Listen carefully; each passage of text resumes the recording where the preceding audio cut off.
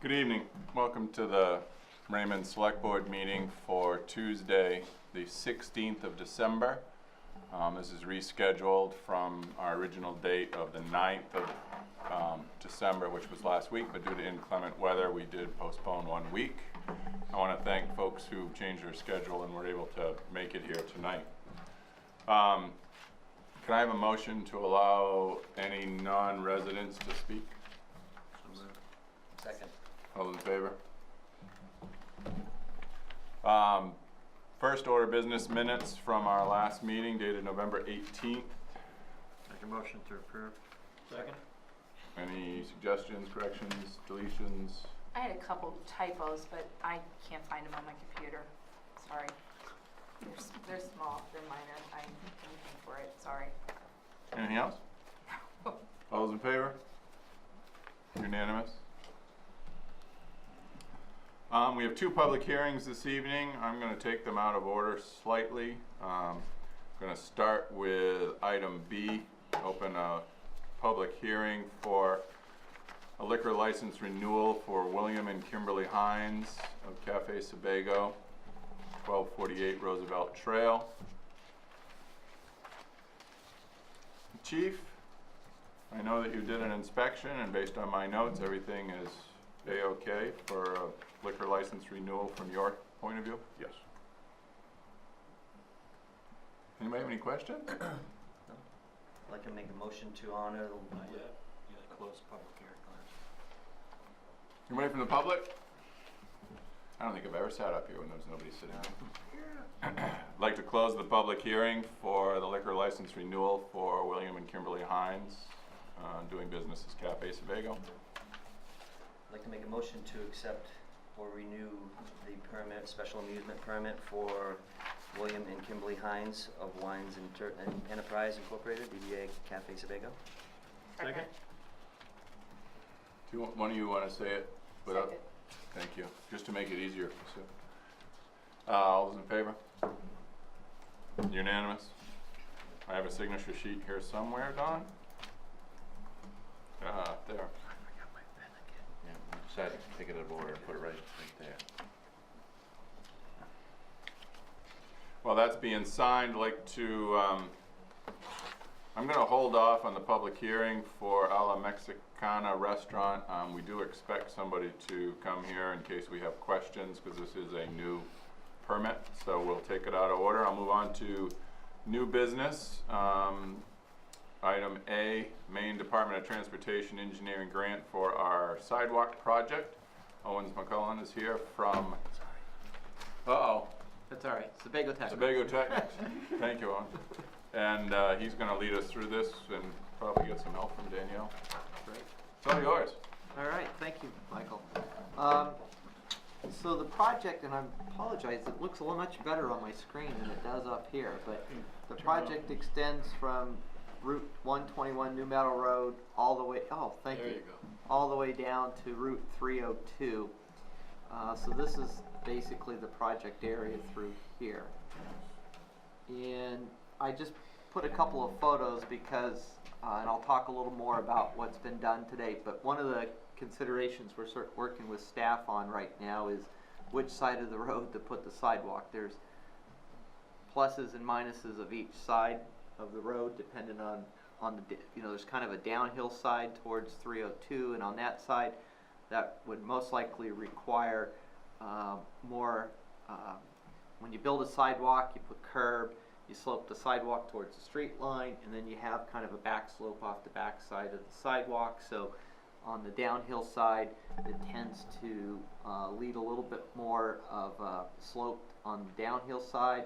I'll call this the uphill side. On this side, it has potential to blend in a little better with the sideline, with the side yard. But on this side, there's more utilities, so we're working through all of that at the moment. And then this picture is down at the intersection, quite a wide intersection down here. This shot shows the southerly side of Main Street that you might look to tie in down here, but we're working through that right now. Certainly, as we go through this, if the board has any comments or thoughts, we'll certainly would love to hear them. The project is funded under the Transportation Enhancement and Safe Routes Program. It's a local project administration for the DOT. It's a program the DOT set up where the town can take the lead and be responsible for going through the design, selecting what side of the road, going through the surveys, the public interaction. The project was approved back in 2013. Funding for the project is slated for, is it 15 or 16, depending on, Danielle, depending on other projects and how the funding comes through. I think it's becomes available June 2015. Yeah. So we're starting that process, and then when that money comes available, then DOT can commit it to the construction cycle for the project.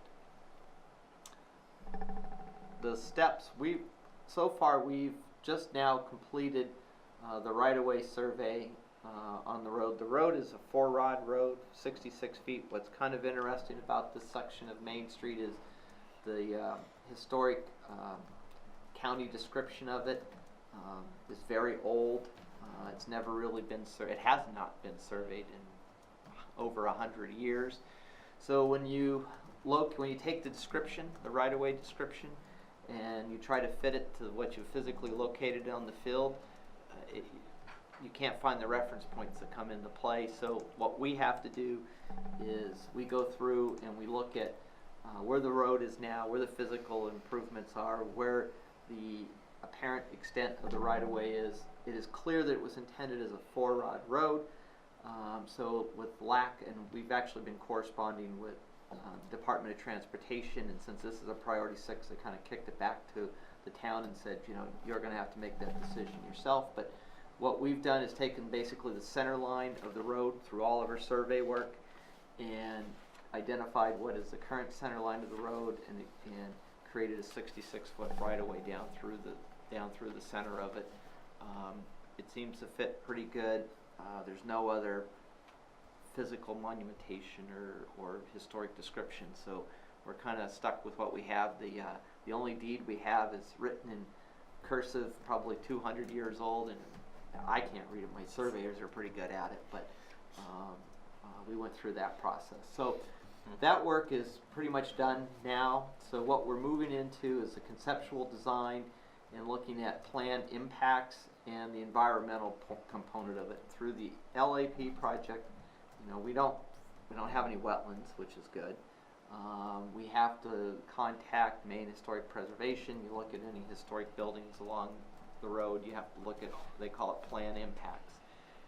Potential grading or construction outside the right-of-way, I don't really foresee that, but we're going through that process right now. And then we have to decide which side of the road we want to put the sidewalk on. And there'll be a public process. We've already talked about setting up a public informational meeting probably in January, I think, and bring the folks up this, in the area, get their comment on it. That is a requirement of the LAP or the LPA process. And as Danielle went through school a year ago on it, we have some very regimented format letters that we have to file with various agencies. It's a very prescriptive process. We have to kind of dot our I's, cross our T's as we go through the design of it. Then during the winter, once we get through that process, identify which side of the road we want on, I have to do what they call PS&E, plan specifications and estimates. So we develop a preliminary design, we develop specifications meeting DOT standards, and then we'll put together a cost estimate. All that gets shipped off to DOT. DOT will review it. They'll offer comments, and that'll help set the budget for going forward with the project. That review process usually takes about a month to go through. There's some back and forth on it. Once we get through all of that, we get our right-of-way certification, everything all squared away. We'll contact utilities, all of that. Then we'll establish our final design budget, complete all of that, and then pending funding from DOT, town match, construction could conceivably start this summer at some point. I'm thinking is probably an 8 to 10 week construction process. what I have to do is make sure that we can complete the project such that finished paving can happen before the end of October, so I can meet temperatures outside for that. So even if we got started in August timeline, that would probably be okay. That would also be a question for the town, if there's any activities or anything that goes on that would, used to have a road race coming down through there, if I remember correctly, or down on Mill Street. Actually, that was down on Main Street, right? So there's nothing that comes through here. So we would put that together for construction. I will tell you that when you go into construction, DOT has some oversight, some specific requirements through the construction process. It's probably a little different than if Nathan was just building the sidewalk. Because federal funding is involved, they needed to have documentation that the paving was compliant with their codes and requirements. Gravel was tested for compaction and gradation. There's a process we go through with DOT on that, but that's just part of the process. I put this on here because it's kind of a typical sidewalk section that we would expect to see. A 5-foot paved sidewalk, curbing, we can look at, I've talked to Nathan a little bit about curbing types, probably slip form concrete or bituminous asphalt. Slip form concrete, I don't know if you've seen it, it's becoming more and more, and it's about roughly about the same cost as asphalt, and it's becoming more and more prevalent as a use. It doesn't tend to deform quite as much as the asphalt. It's fiber mesh reinforced, and it's actually epoxy glued to the pavement on the bottom. And I did a project like this in Biddeford, an LPA project, and that's what we use, the slip form, and it seems to have held up pretty good through there. And I won't take much time with these, but this is the survey work that's been completed. We contacted DigSafe. We locate all the utilities, manholes, ditch lines, trees, physical improvements. We have to do all this up through there because DOT mandates that we look at all the plant impacts, everything from trees to driveways to private properties to utilities. So it's quite a process. What this plan just shows is some of the utilities. We locate the houses all along here, all the driveways, the major trees. We collect topographical information. I need all that to do cross sections when I do the design so that I can determine where the plan impacts are. This dashed line, I can hold my hand steady, is the right-of-way line through here on this side and up through here. So the right-of-way line, if you went out there and pulled 33 feet from the center line of the road, those houses were built pretty close to the road, so you'd see the right-of-way line come very close to the edges of the house, which is why we like to have public informational meetings, because it's not uncommon that people, when you have a right-of-way, that's what the town owns, DOT owns, but lawns and fences and shrubbery all encroach within that, and over time people get kind of accustomed to that as their front yard. So we try to be sensitive to that, but sometimes there's nothing you can do, but you have to impact some of that. But how wide is this sidewalk going to be? well, the sidewalk's 5 feet wide, so we'll come to the edge of the pavement. You pave about an 18-inch strip wider than the edge of pavement. I've talked with Nathan. We're not planning to really make the street any wider. I typically like to have a little bit wider lane on the sidewalk side, just for to give a little bit of a buffer, at least a 1 foot or 2 foot buffer between the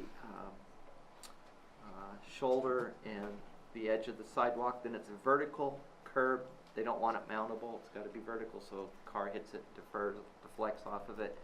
Then you have the thickness of the curb, about 6 inches, and a 5-foot sidewalk slopes off the back.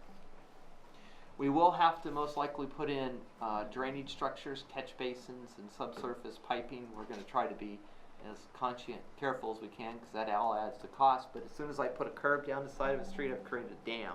And now you got water running down the curb line, and I have to deal with that. We have some options around that to try to minimize the piping, but it is something we have to consider. Would that argue for the upside location versus the low side location, the drainage problem, or no? Well, On, possibly. I tend to like the uphill side, because it blends in.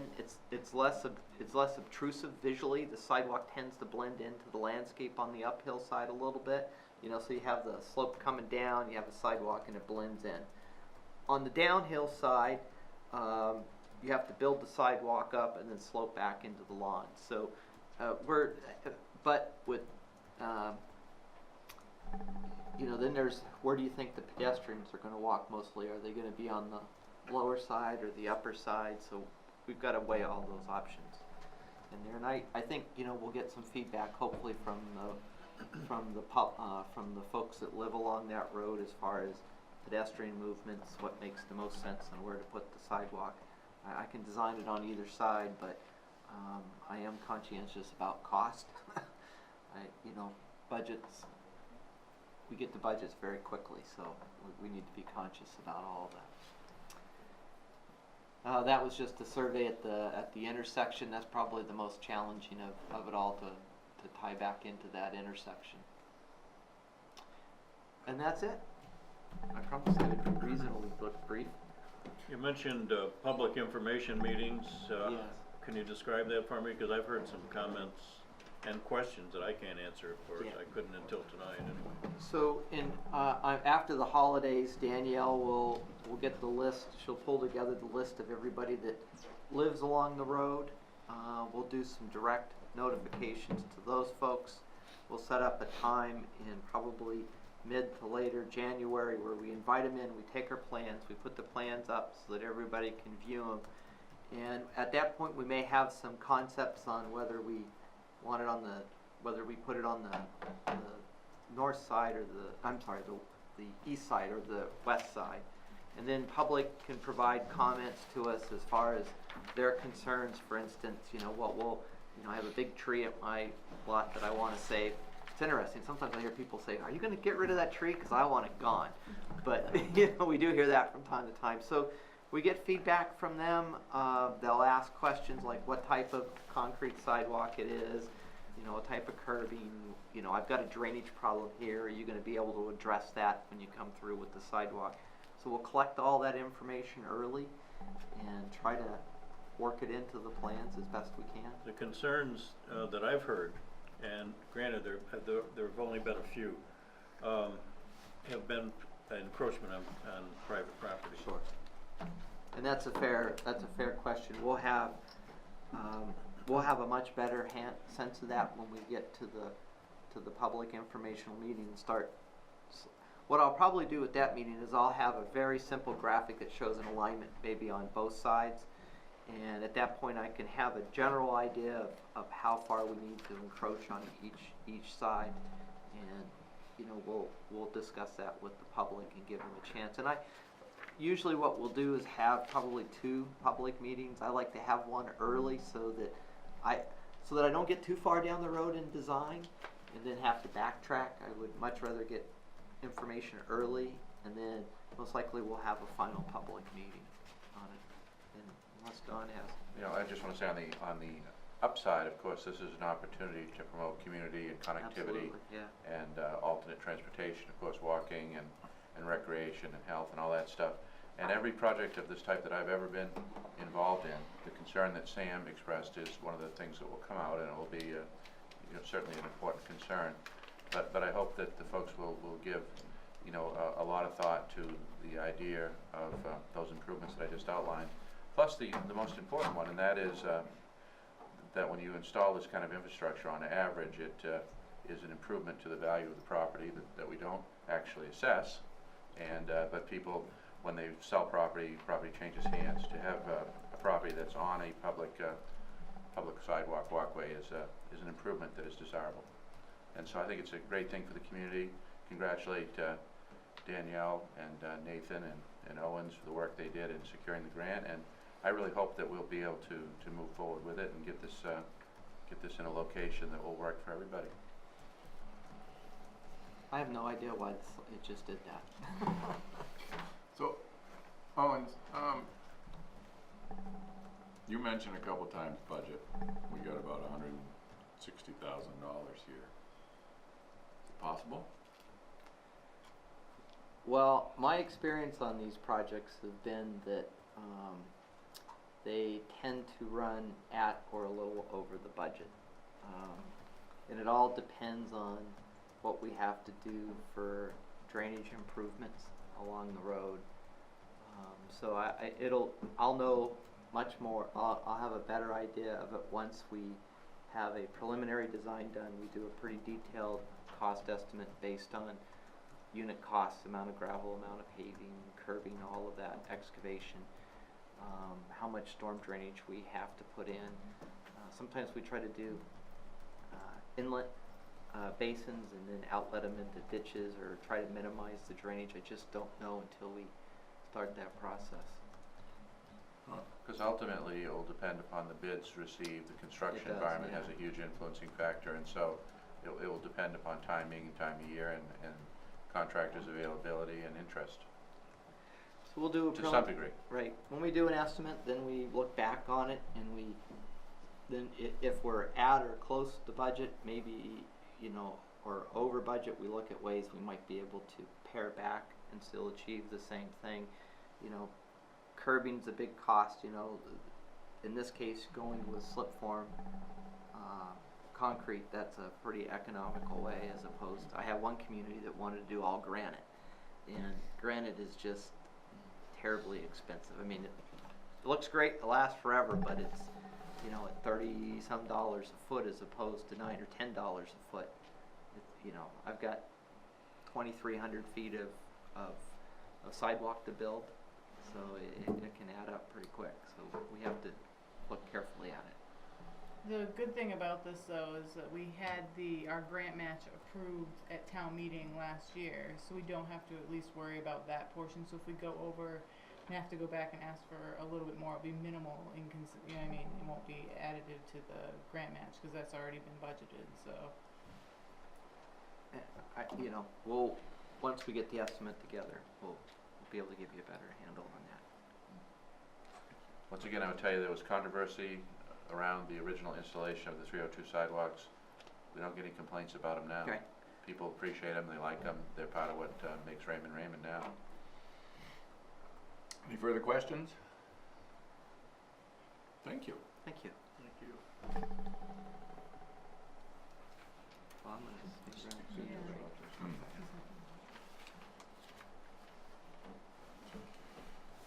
All right, I'm gonna move back to public hearing on A La Mexicana restaurant. So I'd like to open a public hearing for a special amusement permit for live music.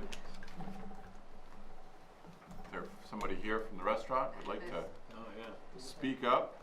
Go up to the microphone and introduce yourself, please. Right over here. Right up there. Hola, señor José Chávez. Hello, Jose. So tell us what you want. Just to get this license. That's it.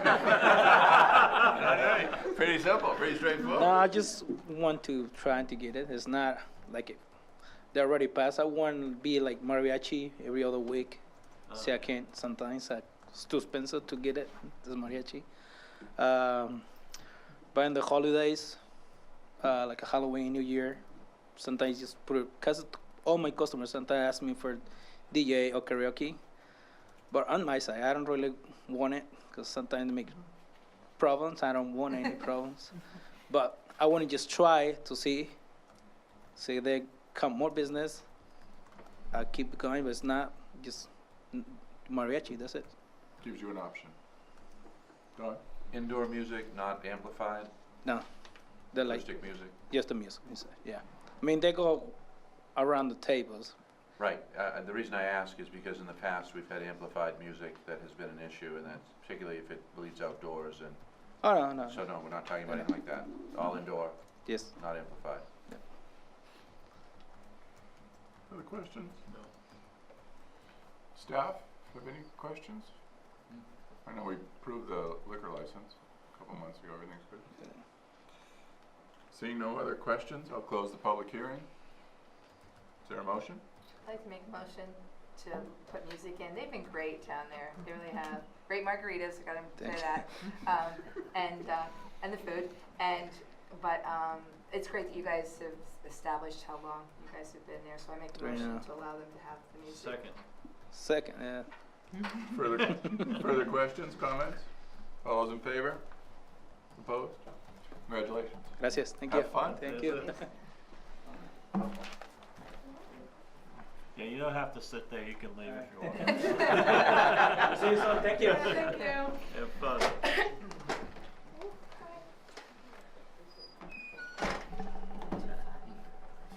Are you hanging out with us?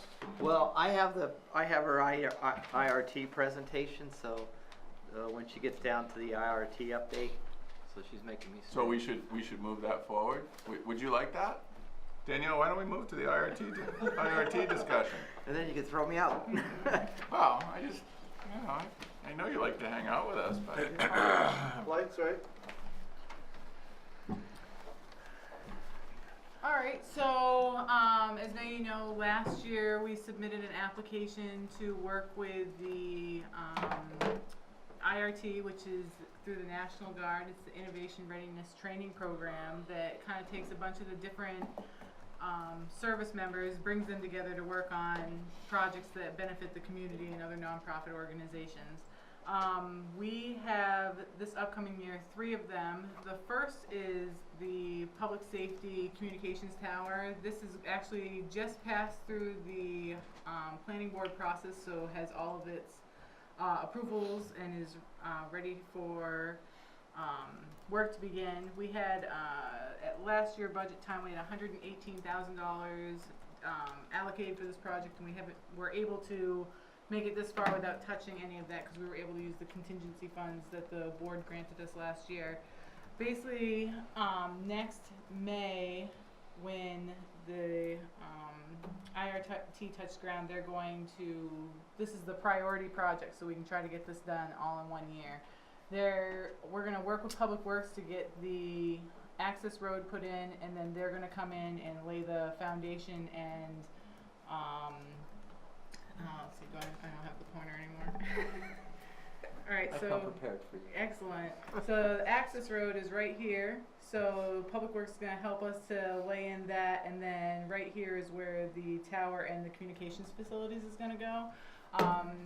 Basically, IRT will come in, lay the concrete pad down, bring in a crane to help erect the tower, and then put a preformed concrete building that will be the control building and also help us to install the generator as well. So the tower is 100 foot. 100 feet. What do you call it? It's a Self-supported freestanding tower, yes. right there. So as I said, we went through the planning board process. This is going to be back from the setbacks, not only from the sidelines, but any surrounding buildings. There was a public hearing held, so therefore any of the abutters were able to get any questions or their concerns answered at that time. So we're very happy to see this project moving forward. Is there a big turnout? The 2 abutters did show up, the immediate abutters, and they came and discussed the issues that they felt were pertinent to their properties, and we were able to. Did they seem to leave happy? Oh yeah, absolutely. So we're gonna work with one of the concerns was regarding a road maintenance agreement. We explained that we're going to be basically building this road to town standards that they'll have access to through there, and then we have a contingent agreement that we will also lay in their underground utilities as well. They'll have to supply us with the materials, but we'll lay the underground utilities so that if they ever want to connect in the future, it won't be an issue. So We have to run underground power up to the tower, and they wanted, while we were doing that, wanted to lay in some of their own conduit for future service to the site, and they offered to buy the conduit themselves, and then we would have the guard install the conduit when they came up through. yeah, absolutely. So I said, and then the other one was regarding the tower in proximity to sidelines. But I said we've now moved the tower so it's beyond 100 feet. So if the style of this tower is that if there's any issues, it's supposed to collapse in on itself. But if there's any sort of failure, we've now moved it to the point that it won't tip or hit anything. So That's that one. So the next project is the Oak Ledge Hill Fire Pond Rehabilitation Project. So basically what they're gonna do is go in, remove the fencing, cut back the trees, dredge it out, and then bring in some new equipment, and put the piping, what do you call that? Dry hydrant? Dry hydrant, Yeah, move the dry hydrant closer to the road, so therefore we don't have to plow in as much and it's easier access to the road. So right here is Oak Ridge Hill, and then the hydrant's gonna be like up in this area instead of in like closer to the fence. So, and you'll see like the fence is in needed repair and stuff like that. So they'll move in, and this will probably take them about a week or less to complete, probably about a weekend. And for this project, we had about $15,000 budgeted, so we haven't touched any of that either. So there's a good chance we might come in under budget as well. So, and then the next one is, I don't know if any of you had a chance to drive by before snow fell, but we did have a logger come in and remove several of the large trees. So you can now see the public safety building from Route 302. It's an amazing concept. And when the military touches base, they'll probably work on this project second. And this summer what they'll do is kind of clean up some of the brush that was left, some of the smaller trees, help to clear out the retaining wall and the septic, because the leach field off to the side has some saplings growing in. We're gonna get those removed and chipped up, and then there are some, right now there's already utilities going to one side, but we're gonna branch off and have them come in and go to the other side so we can get that lit as well. So what you're gonna see is better visibility for the public safety building, because we're going to clean that out, underground utilities, and then there's a retention pond, part of our stormwater maintenance, that has become overgrown, and it's not even functional at this point, and they're going to help to rebuild that. And so I said the tower will be first, because that's our highest priority. Probably get that done within, we're hoping around like one to 2 months, and then they'll move on to these two projects because they're so close to one another, and then they'll probably get these done in like, this one will probably take about 2 weeks, and then the fire pond about a week. So Do you have a plan with once you rebuild the retention pond, to maintain it so it doesn't same thing doesn't happen to the new one? Well, I can kind of answer that. When this facility was originally approved and built, how old is it now? 15 years? 12 years? 12 or 13 years. It actually received a DEP permit from the Department of Environmental Protection for the stormwater. And within it was a maintenance plan. Unfortunately, for whatever reason, it just didn't get maintained. So we have a unique opportunity to use the guard to get us back to where we need to be. But at that point, moving forward, the best thing that can be done in those ponds is to be mowed once or twice a year, just to keep the saplings and the tree growth from coming in. The flow control structure's got woody debris growing in around it. It starts to dislodge riprap, starts to move structures around, starts to block pipes, and then just no longer function. So that would be. So the answer would be to put that on the mow contract as we have the Yes. closed landfills Yes. for an annual or semi-annual mowing. Either that or put a couple horses down. yeah. So we had a meeting on December 2nd with the personnel from the IRT down at Camp Hines, and I'll let you know that they're excited and ready to get working on our projects. We're working on the construction schedule right now so that they can start to line up when their troops will come, because they come in 2-week rotations. The first group is always the Air Force. They come in and get the group, kind of get their station set up, so you'll see all the tents start to go up. And after that is usually the Marines, because they do a lot of the heavy earthwork. So, and then after that they kind of overlap. You'll see 2-week rotation start, and then another one will come in. So we're expecting them anywhere, because we know last year they learned their lesson and thought that they were going to be here at the beginning of April, and as we know, snow decided to continue to fall for the state of Maine. So actually, I think they were actually shocked when they were here on December 2nd to see as much snow as they did and how cold it was. So, which wasn't cold at all. So, Especially that gal from San Diego, right? yeah, exactly. So, They're gonna look to be here probably late April to the, early May, and then they'll start their 2-week rotations and be gone by mid-August. So, the town staff has shown willingness to do whatever it is that we need to do to get this done and get them up and running. They're very helpful over there. I've been working closely this year with Captain Kane, and I haven't met our team leader this year, but as soon as they select them, I'll be sure to pass that information along. So, once again, amazing opportunity, and very excited to break ground and see some of these projects come to fruition. So, Joe? On the communications tower, you're coming in off Valley Road, correct. building a road in. Yes. Now, the folks you say wanted underground conduits, do they just have lots? They're not homes in there, they're just Right. lots. Just one lot. So you're they're- running in underground conduits in case they decide to build. Right. It's Is this that what lot, we're doing? yeah, it's this lot down here. That owner showed up and asked if they bought and purchased the conduit, if that conduit could be laid in and terminated, I think about right there. Is that correct, Danielle? Yeah. I think it's just right in there. And because we're on for the materials, I mean, that's a labor issue, and so the guard would do the labor, so it's not gonna be a cost to the town, it's a benefit to the landowner, a goodwill thing for a neighbor, and a training opportunity for the guard, so that's a win-win-win all the way around, I think. Yeah, no, I was just trying to understand what you were trying to do. Yeah. It's a goodwill But- thing. Yeah, but when you say you're gonna build the road to town standards, you're not talking a paved road. No. You're talking a gravel road with, Yeah, with absolutely. drainage and. Yeah. Yeah. Yeah. So it's an The access standard road. town gravel road. Yeah, exactly. I was gonna say, alright. And there will be a gate that accesses our facility, correct? Yes. Yeah. Yeah. So they won't be able to drive all the way down into our facility. It will be, they have to turn off. onto But their the lots. town is gonna maintain this road and plow it, and so you Yes. always have access to the Correct. town. Right, we have to. Yeah. Right.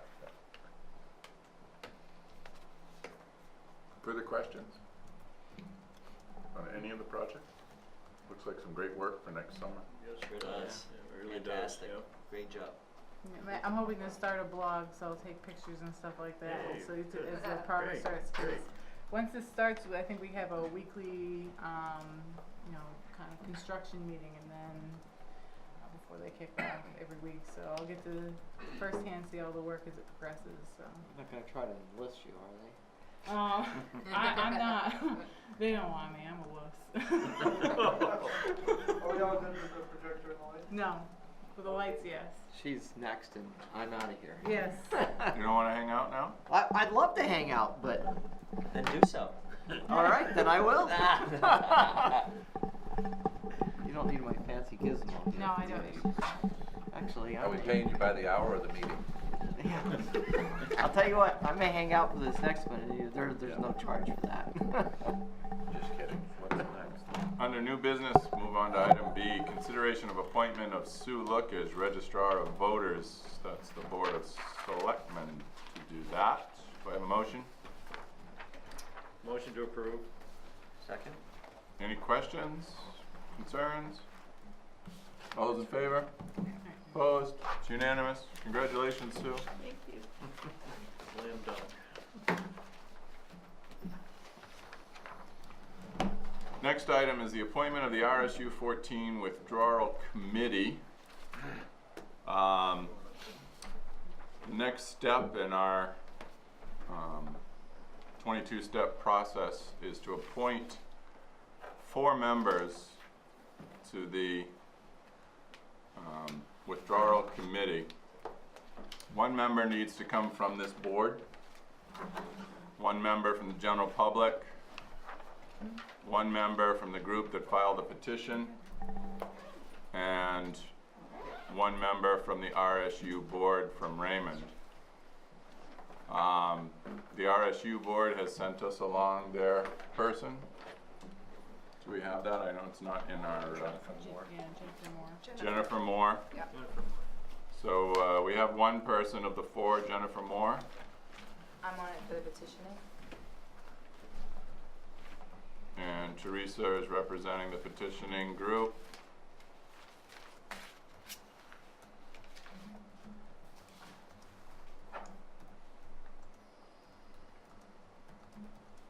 So that brings us to, I'd like to talk about the general public.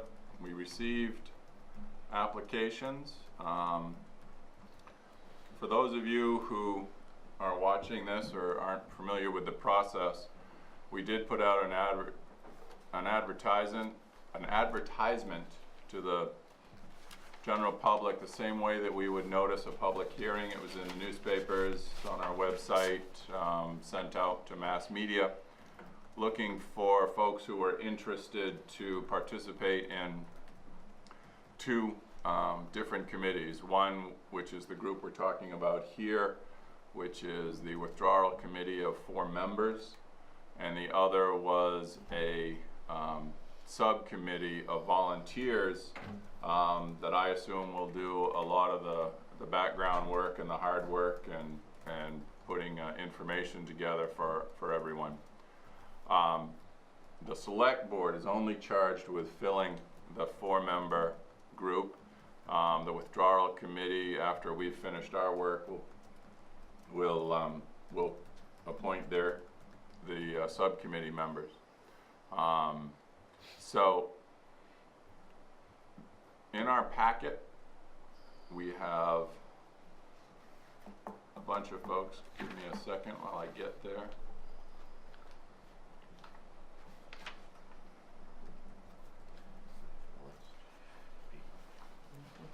Oh, there it is. It is right there. Oh, is that? Oh. It's on a separate, oh, I got it right here. We did, for those of you looking in your packet, we got a separate email, the board did, because it had contact information. Yeah. So the 6 people, was it 6 we got? We got 6 applications to be on the withdrawal committee from the public. Dave Cowens, Steve Washaw, Caitlin Lacasse, I hope I'm saying these right. Lacasse, Mike McClellan, Steve Pock, and Tracy Hartley. Tacey Hartley. I apologize, Tacey. I always call you Tracy. So we have 6 folks to consider. I would like to try to create as diverse a group as possible in the 4. And that's my approach to filling these positions. We have a current RSU board member, which is great. We've got somebody from the petitioning group. We will have a board member from this group, and then a member of the general public. So have the board members had a chance to review the applications as presented? I like to recommend Caitlin. Reason being is because you're talking about an adverse. She is a young family. She's got a little 1.5-year-old, and I think families in this town can relate to her. She's got her only Charlie is going to be going into the school systems, and I think that gives it kind of like from a young family aspect is what it is. Second that. That makes sense. I think a lot of people can relate to her. Further explanation of the folks who did apply. Of the 6 people, 3 of them applied for the withdrawal committee only. 3 of them applied for either the withdrawal committee or the subcommittee. So that may help influence our decision or not. I'm speaking pretty specifically about Mike McClellan. Did volunteer for either the withdrawal committee or the subcommittee. Mike is one of our 2 reps in town to the state, and I think he would be valuable on at least one of the committees as a contact and so, somebody who can represent us. Mike, can I jump in there a second? Go right ahead. Whoever doesn't get picked, the way I'm looking at this whole setup is we're all going to be doing the work together, is what it is. You got 4 people that have their names turned into the state, and 4 people that will be able to vote. the other subcommittee members will not be able to vote. They'll vote non-officially, do you know what I mean, when we're trying to come up with a conclusion on something. But whoever doesn't get picked for that main committee, I'd really like them to be still on the subcommittees is what it is. So they're still gonna be a part of this, they're just not gonna be on the main committee. Because there's a lot of work to do, and I think that everyone that's on here, and I guess I have to put out there too, is I think that Wyndham residents, we need to, we had such a good turnout, we really did, and in fact, I have 2 more people that came up to me and said they wanna be on the subcommittee that we got hooked up with more, that I think that, not having Wyndham residents on here, and put it back to the Raymond people, and, but I like whoever doesn't get on that committee to be on the subcommittee. So I don't want them thinking that, because I know that was a question of Mike McClellan's, is if he doesn't get picked for the committee, could he still do the work for the subcommittee? And I think it's important for people to know. So what you're also saying is that if we pick one of the 3 folks who said withdrawal committee only, you'll reach out to the other 2 and invite them to be on Yes, that? most definitely. Okay. Mike, Yes. do you feel that someone with experience at the state level, like Mike would offer, would be a major bonus? On the main committee? Yep. On the 4 that is registered with the state and in that fashion? Because I mean, he was definitely a candidate in my eyes. Mine too. He But was, more seeing Teresa and reading about her and this and that. right. I think that I think my concern about Mike is his hands are busy. So if you've got a panel of 4, you have to have them at every committee. And if he's got other meetings, you know what I mean, or something else, and he misses it, that means we have 3 that are on the main panel, but we still have everybody else at the committee members. I want Mike to be a big part of it. And I think he can be with the subcommittee, but, and that's why I told him, no, you know, we still want you, if you don't make it for the one, you're gonna make it for the other one, is what it is. But, that is a concern of mine with Mike. Did you say the withdrawal committee should be all Raymond? Yes. Actually, the main committee has to be all Raymond. Yeah, okay. So that does eliminate the 2 for that main committee.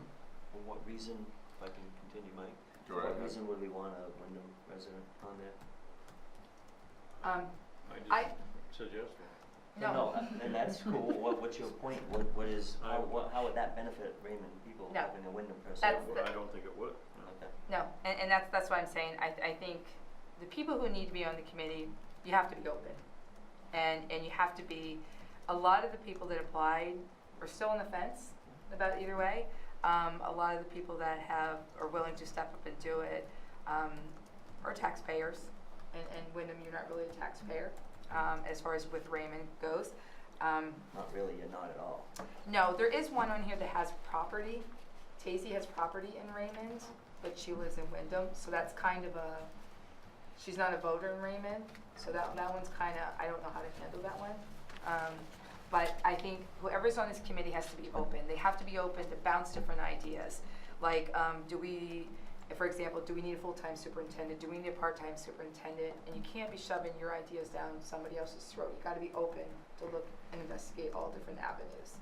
And so I don't know if we would get that, honestly, with somebody in Wyndham. Right. So that's why I'm saying, and we had a lot of people from Raymond step up. So I think if we can stick with the Raymond people that are willing to do it.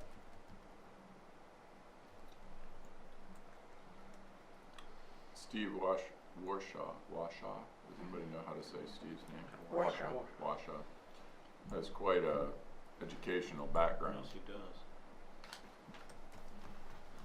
He should be an asset to the committee. Well, that's why, like I'm saying, whoever doesn't make it for the main committee, and pretty much everybody's gonna be doing the same work, I believe. That's the way I look at it, is we're all gonna be working together. And Correct me coming if up. I'm wrong, if Yep. the 4 on the regular withdrawal committee picks the other committee, the subcommittee, Right. correct? No. No? Oh, us 4, the main, yeah, it just had on You here. mean 4 on the withdrawal Yeah. committee pick the subcommittee Right. members? We don't. No, they don't. The petitioning committee is gonna pick the subcommittee.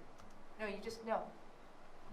He just said the subcommittee's gonna be picking, the main committee's gonna be picking Yeah. the subcommittee. Right. They are. We're not. Yes, yeah, no, not the select board, select board's done Correct. after this. I thought the petitioning committee was gonna put together the subcommittee.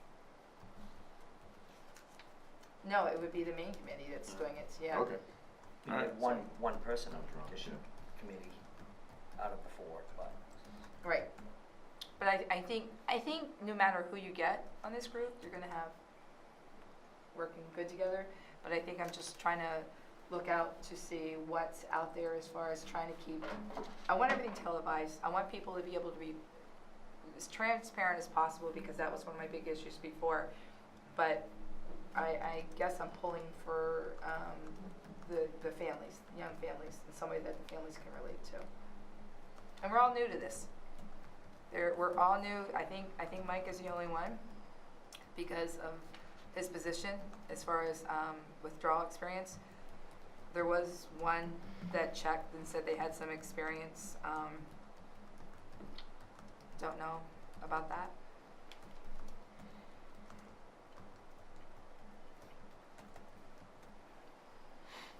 So if we follow the Raymond citizens only, that narrows us down to 4, right, of the 6. Yep. And I agree, I think of the 4-person committee for a Raymond, withdrawal committee, it ought to be Raymond residents. Mm-hmm. I think that having Wyndham residents on the subcommittee is fine if that's what the group chooses. It'd be nice to have some representation politically on the subcommittee if they were willing to do that. So we have a motion and a second out for Caitlin to become the public member of the 4-person committee. I think looking at this board, I don't think any of us have any kids in the school system anymore, and that's probably my, if we're looking for a diverse group. Thanks, Sam. I think I like that part of the argument from a standpoint of a voting member and somebody who's going to have to be involved in ultimately if it gets that far in the negotiations. Right. So I think that gives us a little more diversity, and she does have some educational experience in her background as well. Lonnie? Just really hesitant on Mike, on not having Mike on the actual committee that is through the state, that is going to say have the clout. Yes, they would be able, they'll be the eyes and ears, or actually the mouth of Raymond to the state. And I think Mike would be the best candidate out of the group, and using the woman that we just nominated or whatnot, or at least motion for, as someone with the energy on the subcommittee and doing a lot of the nuts and bolts to it. Before we even started the subject, those were the 2 people that were in my mind, and still I'm unsure which way I would go when it comes to the vote piece, even though I seconded her. But Well, and once again, I mean, Mike can still give us. I mean, he can still be he is going to be a huge part of the subcommittee. but I think his biggest feature is his voice to the state. And he can still do that. Even though he's not part of the main 4 committees, Right. he's going to be more of a background than he is the forefront Right. because of his. But like I said, I mean, there was one other committee that with the Economic Development Task Force, he couldn't make a lot of those meetings too, because he's tied into Right. so many different commitments. The And best- it's not faulting him. It's a 4-person panel, and I think Mike can offer so much from the subcommittee side too, because we're literally going to be doing the same work. Is what we're going to be doing. We're all going to be working on the same thing, and and it's stuff that he can bring up, or questions that he can bring up, or it's going to be a lot of work, and it's going to be a short period of time. The 90 days that we have to do it in, or we need an extension. But that is a big concern of mine, and I think that we're going to have other people there, a lot of other people that have stepped up that have got budget experience. I don't know. John? Following up on Lonnie's concern, and I know that when you have the subcommittee assisting you, you're gonna take advantage of the various expertise that they offer. So, you know, my thought would be, you know, in the case of Mike, you know, he would be your legislative, certainly your state government liaison, you task him with that. That would be, you know, something that he could be quite helpful with. I agree with Lonnie 100% on that one. And, you know, you'd also obviously want to have his input into the substantive issues around the actual withdrawal committee issues. But to me, I agree, that's where he's gonna be of the greatest probably value to us, and would only be able to spread his wings as much as if he was in. right, but I'm saying that I think what's gonna happen, and I'm only on the periphery of this whole thing, but it seems to me like you have various expertise on that subcommittee, on the committee itself. The committee itself is going to be a lot of, I think, in-depth and a lot of nitty-gritty type work, a lot of time-consuming work. And so, to me, and I'm not saying Mike couldn't do it, I don't know his schedule, but I think his greatest value is going to be that connection to the state, that's all. And so I would encourage you probably to look at the backgrounds of all the people who are not on the main committee, and then to capitalize on those backgrounds. And to me, that's his strength, that's the thing we should use if we can. Well, and to add to that too, I mean, what we're pulling off of with the subcommittee, and I don't think they got all the subcommittee people, correct? Yes, they did. Oh, they did? I mean, you've got a guy here that's done 26 years of estimating budgetary Right. effects, which is great. You've got 3 people that are in budget finance that have stepped up that's gonna do it. We've got a person that used to be the business manager for the school system that's stepping up. You know what I mean? So there's a lot of people that we're gonna be pulling all different things from. I guess to be more clear, maybe more direct on it, if there's something that we need from the state, some contact we need to make, some kind of information we We can need, task Mike. whatever we need to do, you know, political, otherwise, that's your guy. You know, maybe somebody who has the kind of background you just outlined is more of a research fellow, assistant person. I know there are people in the previous school department and others who have expertise who are willing to provide help if we ask them. Would Mike be able to use his credentials or get as far as he needs to get with his information that he needs to go to, say, Augusta to retrieve by just being a subcommittee member? Oh, And I'm not not even on being the the committee committee. member? And the information I get from Paula Gravel, Danielle's gotten information from Paula. So I think that we can get it, knowing that we're working on it, that it's open, to say that all he has to do, I think, is just say, I've been tasked by the committee to do this, you know, as a job that he was assigned to. You know, and saying to Mike, as far as Mike not showing up, I don't want to overtax him, because I know that his hands are busy with meetings, and he covers different towns, and there's different, you know, select board meetings and stuff like that. And it's not a fault of his by no means, and I'm not trying to say that. I'm just saying that his hands may be a little bit busy, is what I'm worried about. He's gonna probably be on the education committee up in the legislature, which is a bonus. Mm-hmm. So when he wants something, they'll get it for him quickly.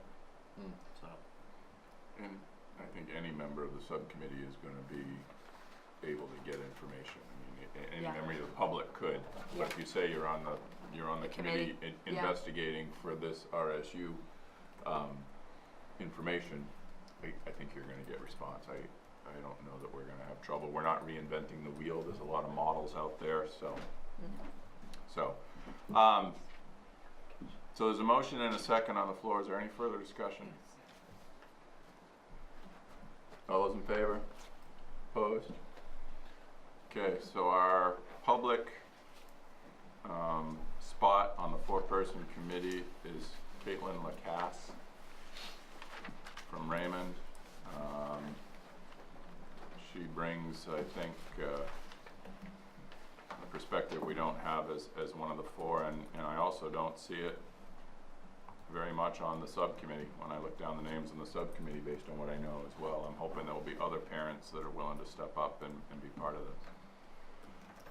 All right, so that leaves us with the 4th member, which is a member from this board. I'm gonna throw it right out there. I'm not interested. So now there's down to 4 of you. Well, I'll throw that, I'm not Well, make interested it- make either. it There's 3. 3, 'cause I'd like And to Teresa nominate can. Joe Bruno. I'll second that nomination. Will you accept it, Joe? It's kind of like a railroad job. Yeah, Mhm. kind of Go feels right that under way, it. doesn't it? I mean, I have commitments already in March, just so you know ahead of time. I'm gonna be gone for 11 days in March. And I know there's a meeting Thursday night that I probably can't attend now because of family issues. But, I mean, I was on the consolidation committee and I kinda remember the whole history of this thing.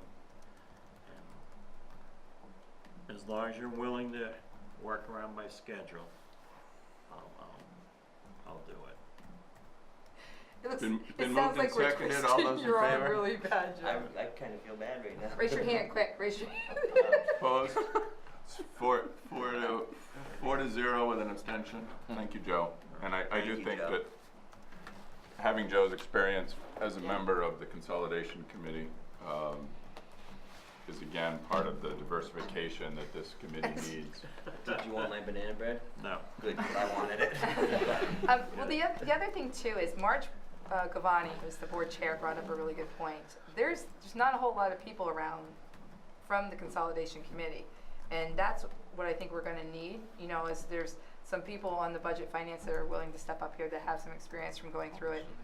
Joe and I were both on the committee, and you know, Jennifer coming in is going to be new, and I think the other thing is Dawn Davis and Sandy Prince, you know, were around, and with Kate wasn't on the committee though, I don't think. Or yes, she was. Oh my God, I don't even remember. Teresa, we all set? No. Yep. Can we move on? Yeah, he's already said yes, accept it, and moved on. Moved All on. right. Thank you. Be plenty of time for discussing this further as we go forward. The select board is now out of the process until you come back to us as a committee. I look forward to reading the updates, but we'll see what happens. I wish you folks luck. There's a lot of work ahead. Owens, I'm gonna really guess that you're hanging out for item G possibly, just because you're involved. I'm guessing that you're being nice to us, so I'm gonna move item G up on the list, and Danielle's already got the map up there. Thank you. I didn't expect you to stay for this, Owens. I appreciate you doing it. So item G is an alternate recreational field project proposal and overview. I wanted to bring this forward at this point as an informational session because we've had some decent progress on this. I think most of you are aware I was one of the champions of the rec fields that we investigated last year down off of Egypt Road. Those fields were salamandered, deep sixed because of breeding grounds. We could not disturb the soil down on the old dump site.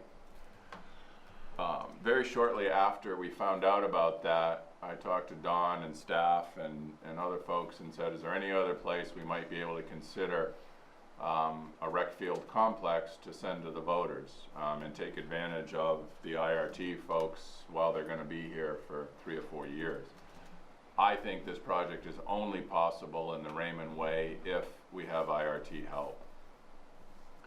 So we talked a little bit about alternate sites, and what we came up with is the tower site up off Patricia Avenue.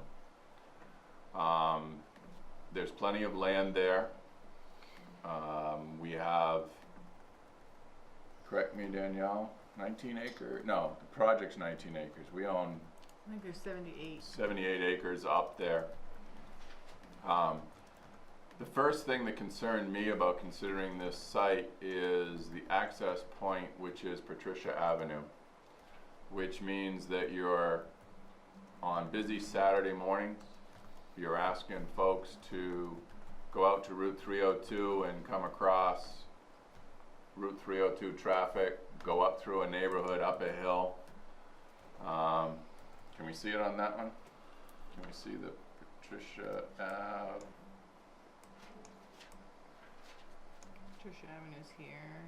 And Yeah. then So you'd have to come, you'd have to come basically by Portland Glass, up through the neighborhood, and then I thought of when soccer games, baseball games ended, you got all those folks again trying to get out on 302.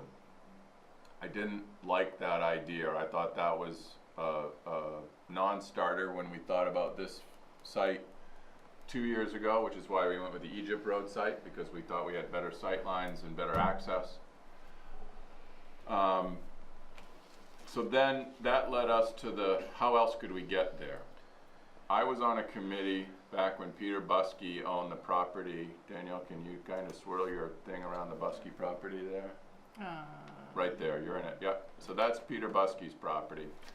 I was on a subcommittee informally. I think Owens, you were at a meeting. There was a presentation by Buskey to create a over 55 development up there with some density and that would be outside of the bounds of our current zoning. We came to a preliminary idea that we would allow that if he would build a road to town specs that would go up to the property line. And that was our agreement, is that we would help him, go through the things, and the town would support his, for just that reason, the idea of an access point up to our land that didn't come off 302, or the idea of, opening up that as a possibility of a back way to get behind the shopping center if you ever needed to, from a public safety standpoint, from a traffic flow, whatever. So he was agreeable to that if we were to help. The economic downturn happened and that project never moved forward. As part of that investigation, we also went to the Burnham family, and we talked to the Burnhams about, would you allow us to build a road across your property that would connect to Patricia Avenue, with the understanding of what the Buskey project was. Mr. Burnham at that time was willing to allow us to do that and make the connection point. I remembered this and thought, well, maybe we should ask again. So before we brought any information to this board, before we went forward, we met with the new owners of the Buskey property, which are the McGoldricks, and we met with the Burnham family now. Mr. Burnham has since left us, and so we have had preliminary talks with both groups. In talking with the McGoldricks, we asked them to give us land along that border line that you see, to build a road using IRT folks. The road would be engineered to town specs, and they would donate enough land that we could build that road. In addition, we asked them to give us money to put in a water line from Route 302 all the way up to the end of their property, and they've agreed also to pay for the water line purchase and the permitting fees through the Portland Water District to do that. So not only will they give us land for the road, which we will build, but they will give us cash money so that we won't have to pay for the water line. The reason we want to bring a water line up is that the recreational fields are currently located over a former transfer station, and I don't want to be the person that tries to get a permit or convince parents that drilling through a former transfer station is a good idea. In addition to that, in talking with some of the neighbors up there, some of the wells up there are over 1,000 feet deep, so drilling wells even would be something. So the McGoldricks get a wonderful asset where they get a town-maintained road.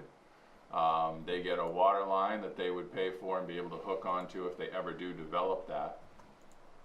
So they get something for it, but in return we get access and we get money to put in a water line that, and I believe that the price tag on that is in excess of $75,000 is what they're willing to give us as part of this project. So then we went to the Burnham family. The Burnham family right now has zero interest in developing this property. They don't want to develop it, but they are willing to work with us. They right now do not want to give us any money for water line. They don't see like they're ever going to use it. But they also are willing to, if we tuck the road in tight to their line, they would sell us at reasonable market rates the right-of-way through there, which we would then own to get up to. That is tree growth land. It doesn't go anywhere, so the value of that, right-of-way is minimal.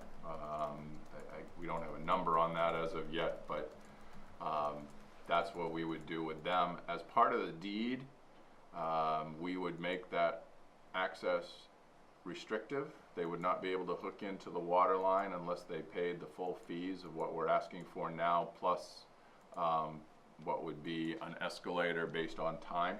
So if the family ever did sell it for development purposes, right in the deed would be a recovery of the work that we would have to put into that stretch of the road for the water district and that. So that's the proposal at this point. And then if you can see on the upper left-hand corner, Patricia Ave goes off the screen to the left, and the new road we're proposing hooks and goes up to the top of the screen. And this is strictly preliminary drawings. We did a site walk up there. We don't believe, Owens, correct me if I'm wrong, we don't believe that we're going to find any salamander habitat. We did walk it in June, was it? We did. Late June, a lot of high grasses. One of the advantages of this site is because it has been maintained fields for all these years, we won't have to bring in as much loam as we might have needed in other sites. We should be able to harvest a lot of loam from this. And it is a fairly level site compared to what you would think of on the hill.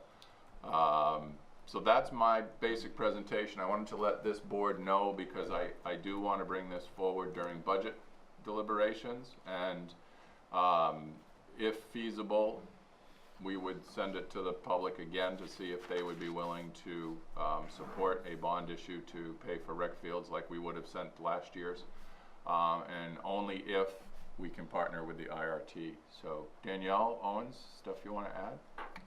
This would be for the 2017 construction season, so the financing will be broken out over probably 2 budget cycles, with the engineering and all the legal and background work being done in the coming 15-16, and then the actual construction happening in 16-17. Under the same cycle that we are experiencing right now with the current IRT projects. So, and when we had given them the rec fields the first time, this is the project that most of them were interested in, but we had, as I said, we had to pull it because of the environmental issues. So I think once we put this one back up, that it'll generate the same interest.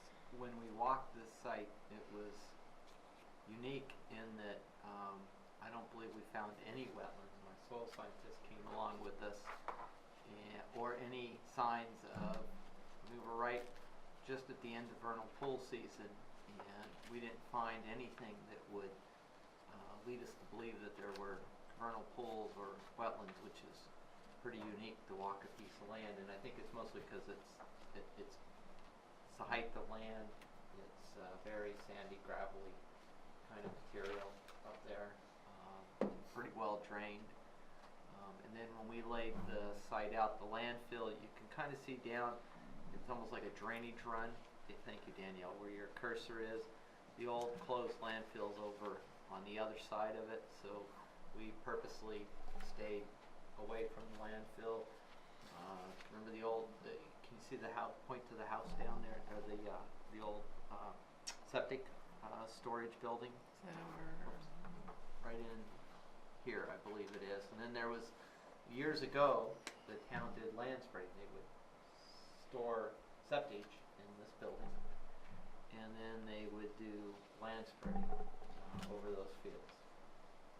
And my guess is those fields are pretty rich in nutrients. You and I are probably the only ones who remember. Don?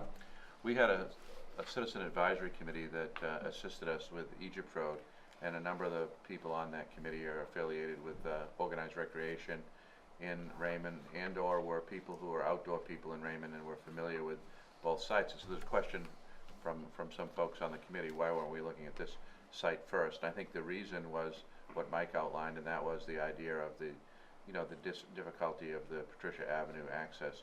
So with the advent of an alternate access, this would come up higher on the list in terms of a site to be considered. And so, for all the reasons that are outlined, I think it's a much more suitable site from an environmental and land use standpoint. As I said, we'd hoped to use Egypt Road, but the wetlands prevented that. Wasn't Now there that we found another talk way, go ahead. at one time of another road coming out to the Wyndham side? Like behind the shopping center and into Wyndham? Yes, you're very close to Sebago Heights. There may be Right. a way to connect to Sebago Heights. We haven't explored that yet, but you are very close. That We're was- abutting kinda like Sebago down Heights, here. I believe. That was part of the exploration back Right. during the discussions Yeah. originally with Buskey That's and right, with the yeah. Burnhams, was exactly for that reason, Joe, yes.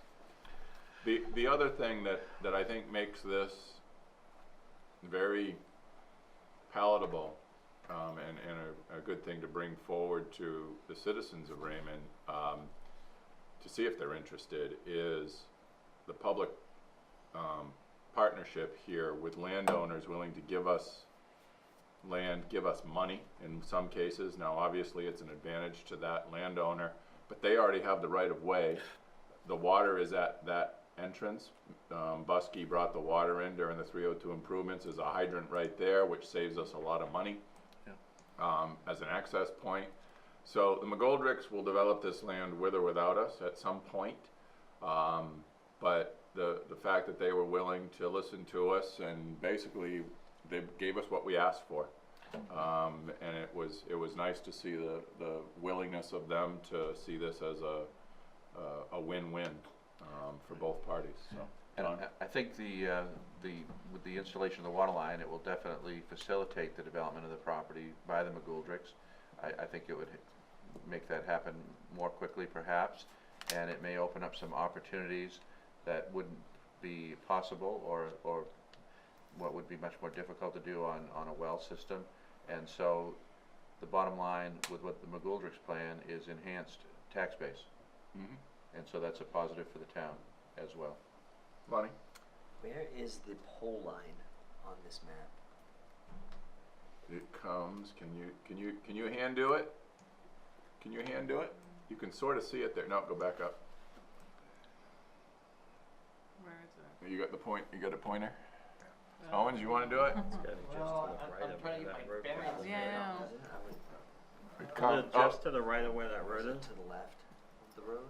You can almost, yeah, Mike, here, I'll let you point. I can give a basic here. So the power lines come up through here, Yeah.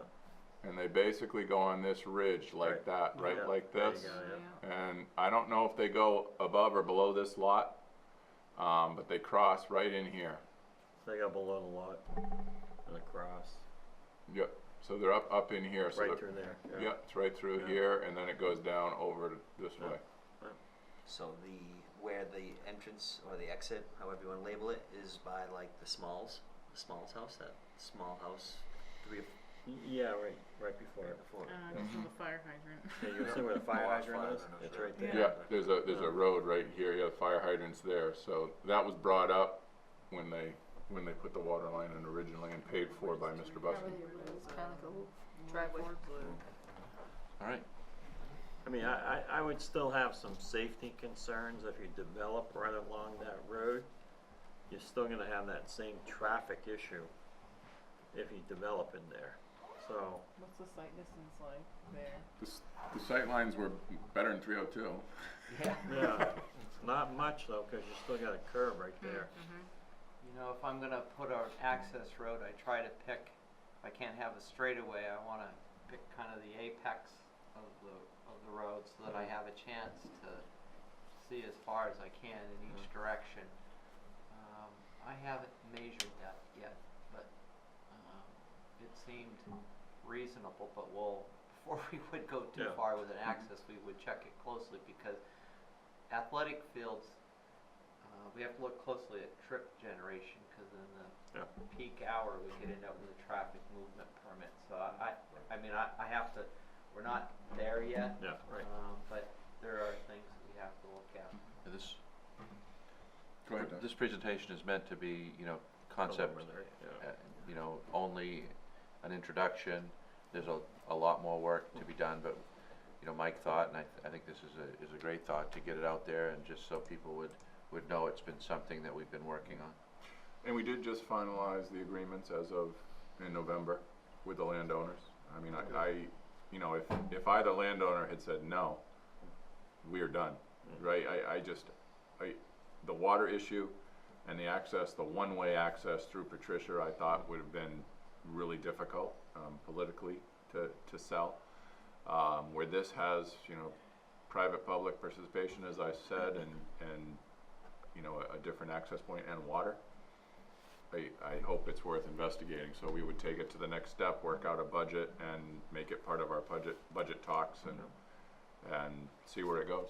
Also, the Burnham owners right here, one of their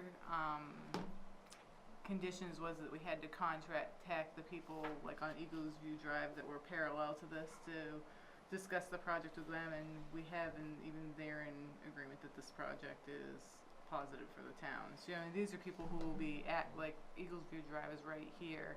Yeah. They'll be impacted by this as well, and even they can't see the negative to it. They see the positive, so. Right, we haven't contacted everyone. The concern was the immediate abutter, and so we have Right. contacted the immediate abutter, because we'll do further contacts on that. It's a good possibility that those abutters will want water as well, Right. because they do have difficulty with water. Nice work, really, So, excellent. Lonnie? I think it's a fantastic idea. I don't think Me we'd too. ever build anything like this. I'm not totally sold on what is there. I think that with what is there, it could be more at minimal cost, but that's something farther down the road if and when. But I love the actual, the idea or the concept. What do you need from us to continue on? Nothing. This is strictly informational. I mean, I've asked Don to go to the next step and help us, you know, bring some money totals Of to, course, that's always the deciding factor, but we would never be able to do this without the guard. and we still may not be able to do it. I mean, you know, there are costs involved here, like estimating, you know, water line, which we didn't have to do on Egypt Road. So hopefully we're gonna save money because we won't have to do as much site work. But we are talking about building a long road. Yeah, it's over half a mile. Yep. Is that a parking lot down there by That is. the Yeah. tower? Yeah. The tower's actually Yeah, up tower's right, up here. right there. Yeah. I think And- Danielle, it's 125 spaces is what we programmed Yep. down there. So, And then there's a tennis court, basketball court, actually two basketball courts, a volleyball court, and then two multi-purpose, and then a big A baseball. 90-foot diamond and a 60-foot diamond, and then a playground area, and room for a concession Yeah. storage building. And these were just elements that we were trying to fit within a site. Absolutely. I think it's great. I do too.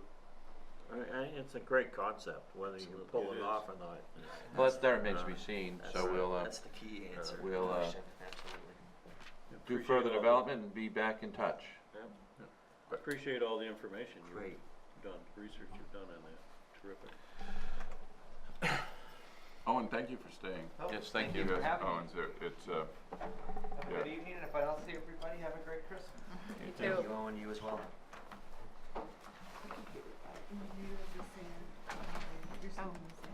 You may be up, I don't know. Is that for January? Chris Hansen. Mr. Chair. I know. Next item on the agenda is building permit activity. I wanted Chris Hansen to give us an update on just his department and building permits and things of that nature. I spent a day with Chris going out and you know, seeing what he does and looking at some of the nicer properties in town and some of the not so nice properties. It was a very educational day for me. And in part of our discussion, we talked about the numbers of permits.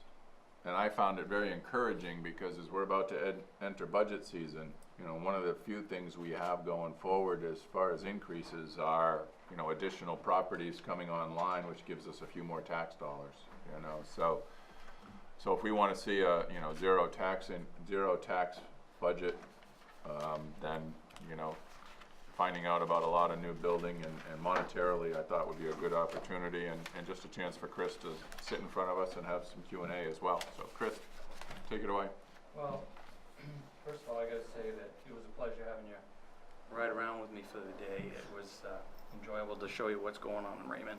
A lot of people, if you don't go down some of these side roads down on the Cape or different lakes, you'd never know what's going on. So, and it gave me the opportunity. I knew we were busy this last spring and summer, but I didn't realize how busy until I actually started running some numbers. And we've implemented a new program, a software called WebQA that Danielle and I have been working with for the last, we start in July? June? Well, the process started back in January, but then we didn't get implemented until July. So we've had this program available to us in the field since midsummer, and it enables Danielle to schedule on a tablet device that I take in the field. I can input information into the permit itself from the field. It's connected right to the internet. I can check our ordinances online. I can check codes online. It's a wonderful device, and particularly with us getting busier, it allows us to be more efficient. If I'm down on the Cape doing an inspection, and Danielle sees that I've finished up my inspection early, she can schedule something else on the way back. And it's made us more efficient so that I'm not running from North Raymond down to the Cape, then back up to North Raymond. We always tried to make it more efficient, but this has definitely helped us a great deal. So I ran some numbers. I'm going to pass these down so you can look at these while I go along.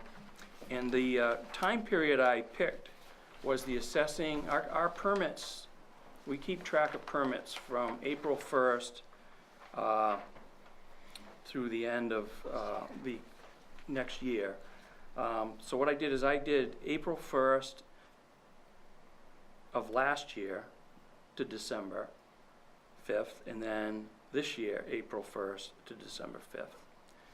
And new single-family homes, last year I permitted 10, and of those I think there were at least 4 or 5 that were tear-downs and rebuilds.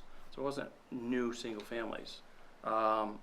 This year I've already done 18, and only one of them has been a tear down. Of those 18, we have four are over $1 million homes. So we're seeing more investment in our shorefront, lakefront again. That activity stopped when I first started here in 2009. The last mega house, what I call them, mega mansion, we didn't get any more permits like that. This year we've started to see those again, and I see more on the horizon because I have people, architects, calling me about properties with questions already. So I think this is going to be a continuing trend. Total building permits last year at this time we had issued 200. This year I've done 241, so I'm up 41 permits. This is a number that kind of caught my attention. Last year, the estimated cost of construction at this time was $4,328,000, $4,328,393. And this year, we're already at $9,520,000 and change. That's an increase of $5 million already. And we've still got to the end of we've got till March, end of March. And construction costs are not assessed costs typically? No, usually they underestimate those. Correct. So if somebody's building $1.5 million house, they'll estimate the construction value at $1 million. So we may see more than that when the assessor goes out. Don? And when things were really booming, as I recall, the peak times are in the 14 million range assessed. So things are looking up substantially. And then I did the permit fees collected. You can see the numbers. They're up. Plumbing permits are up $430. Not a significant increase, but the building permit fees are up $14,000. So that's a significant jump, and I see that trend continuing. Questions for Chris? Where are these houses being built? All over. Really? Well, we've done, one of the things I wanted to mention in this is you've seen Rosewood Heights being paved, Abbey Lane's been paved. We got one family home out there. We've seen some in rural areas. We've seen some around the lakes. Not just Sebago. We have, there's one down on Crescent that's in the $1 million range off from, where Camp Neshoba is, down off Cobb Road. We had somebody down on the Cape build So it's part of the lake that people don't have any houses on. It's part behind the shoulder. It's behind some of the camps. He has water access, Doesn't but he have a view. can't, he has Oh, no okay. view. We also saw, I took Mike to one of the most beautiful barns I've ever seen built. They put down their estimated cost of construction at $600,000 For a barn? for a barn. It's beautiful. And that project is just getting started. The guy's Not gonna, the one at my house. he's gonna split off a lot. Metal siding. He's Your gonna, barn would be really nice by Maine standards. I've seen this one. This one would be equivalent to anything you'd see in a. We'd live in it. You can live in it, Well, yeah. I was thinking Oh, yeah. it was more equivalent to what we used to see in the very high-end development on saltwater. yeah. Yeah. Also, I'm hearing from a lot of the brokers that the high-end real estate is moving. I can't tell you exactly what properties are under contract, but there are some larger parcels under contract. And what's amazing to me is I've had several requests to look at real estate with potential buyers, and I've been in a couple of $2 to $3 million homes and asked the question, if we tear this down, can I build in the same footprint? So it's really mind-blowing. And the money's not all coming from out of state. That's another thing that's mind-blowing. Some of it's coming from in-state. For the first time I saw a $1 million architect-designed house torn down and replaced, it amazed me, but then it became really commonplace, and that was on saltwater again. But you are seeing that kind of phenomenon now on the lakes. Have been actually before we had the downturn, and now that's coming back. One house in particular just amazes me that anyone would think of tearing that down. Of course, the one that got torn down to build that one was also, I think you guys burned it down, and I was thinking, Yes. I'll never own a house, anything that close to the first tear down. Now the second is being considered for tear down. When these people look at these houses, do they mention taxes in Raymond as why they want to come here, or, just, I think it's the quality of life. I don't Yeah. hear taxes brought up at all. yeah. I hear quality of life, the beautiful lakes, the beautiful mountains, and quality of life. Yeah. And where it's accessible, people can get to the airport, they can get to Yeah. Portland. It's just a great place. So it's a It's kind of location. why I live here. It's location. Yeah, it's location. By the way, on the tax issue, I can tell you that for the people who watch the taxes, and there are people who watch the taxes and care about taxes, they will say the mill rate is too high. And I will say, well, what about 9 mills or 7 mills? And they will say the tax rate is too high. So the people who are conscious of the tax rate will always say it's too high, no matter what it is. Other questions for Chris while we've got him on the hot seat? No, I think it's great news. Yeah, it is. Things are It's coming just not a back. bad way to end the year. Yeah. We were going in the opposite direction until last year. Well, we never were going in reverse. I'm talking about the building permit cycle. Correct, but what I'm saying is that this sort of a town that has the seasonal real estate, a veteran community in a desirable location, fortunately, and not dependent upon a mill or any single major industry for the bulk of the tax rate, throughout the recession, the town was stable, certainly not in the explosive growth we'd seen previously, and this isn't that either, but it's heading in much more the kind of trend you saw for a period of time before the downturn. So Raymond is fortunate. There are a lot of other towns in a similar situation that did not see, you know, a loss of value during the downturn. But I mean, at our peak, Chris, well, we had, what, 50 permits out? In the peak before I got here in 2003 and 4, 75. 75. I don't. That's when we put in all these ordinances to To slow slow growth growth and everything else. And you remember we voted Right. that at town meeting Away, to yeah, yeah. repeal that Right. at the right time, Yeah. or else I'd have had about 10 or 11 very unhappy people Yeah. because I wouldn't have been able to issue permits. You could say that worked then, or it was the economy, one of the two. Right. When you say 75, that wasn't 75 new house, that was 75 Yeah. new Oh, yeah. house. Yeah. Looking at some of the old town reports, I'm Right. like blown away how Yeah. many homes were built. So 18 is a far different number than 75. Yeah, it's manageable growth. Well, thank you, Chris. Appreciate it. It's nice to get this, and especially as we head into budget season. Which leads me to the next item on the agenda, which is to discuss and set our 15-16 budget development directives for Dawn, our town manager, and staff as they develop a budget going forward. For those of you who are watching this or listening to this, I did ask that the board members send along a list of priorities they saw as we go into the process of developing our budget this year. And those items were condensed into a one-page summary that is in the information packet. If you go on the website, if you don't have it in front of you, you can see what those goals were in the aggregate. And so I'd like to open it up for discussion based on what we see here. See if we want to narrow this down at all for Dawn, or we want to leave it as it is, or we want to reprioritize some of these things. So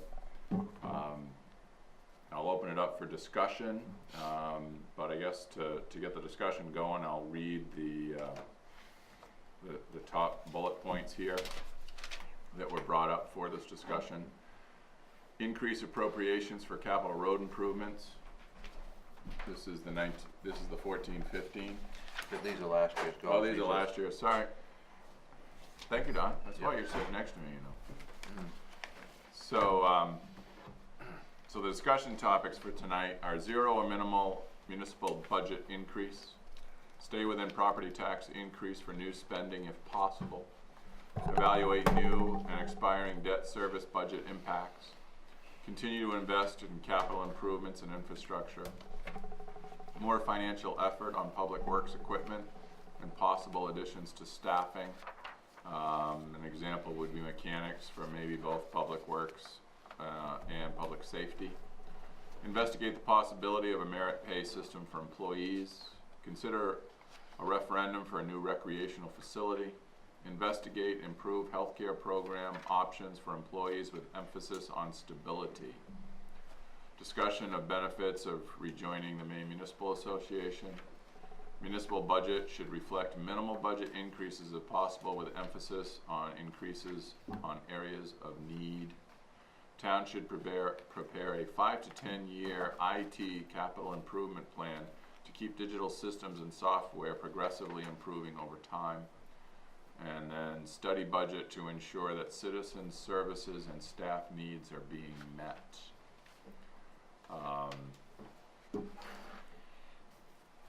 So those are all of our comments kind of, some of them are aggregate. If somebody put the same thing as somebody else, you'll notice in some of these bullet points that there was some duplication across the lines. What's your pleasure? So we'll start off with the town should prepare some type of plan for the next 5 to 10 years for IT capital improvement plan to keep digital systems and software progressively improving over time. I think that this is a very important piece of our budget, and I do feel that we don't give it enough attention. So I think that it's something that if you don't, it's kind of like our roads in a sense, if you don't continuously put in bits and pieces throughout the years, even when you don't necessarily need a part of it or all of it, the improvements, once there aren't improvements and their necessity, are crazy money. And it kind of puts us in the realm of not being able to get as good of a service if we don't focus on that. So I think that's definitely an important piece that we need to focus on every year. But I think this year is one of the years where we need to get on track. And I couldn't necessarily minimize it much more than what it is for all of the bullet points. I think all of them are important. I just don't see us at a zero for a budget increase, but always worth looking at the challenge, and I know Don's always willing, as well as the staff. One other piece that I think is important is the merit system. I'm trying to see it here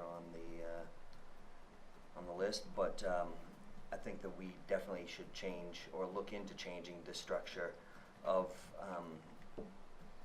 either increases for our employees, or at least going more towards a merit-based for the individuals that deserve more of a raise, or a raise in general, and not all necessarily should get a raise in my book. If you work well and do well and you bring a lot to the table and you continue to improve, that's where you should, those are the items and the people that you should be focusing on for your raises when they do over and above. And the MMA, I don't know of many benefits with it, but I'm not a big fan. Health insurance is one good. Yeah, bigger the policy, the more people involved, the better of a price. So that makes sense. That's right. That makes sense. That's why that's on there, one of the reasons it's on there.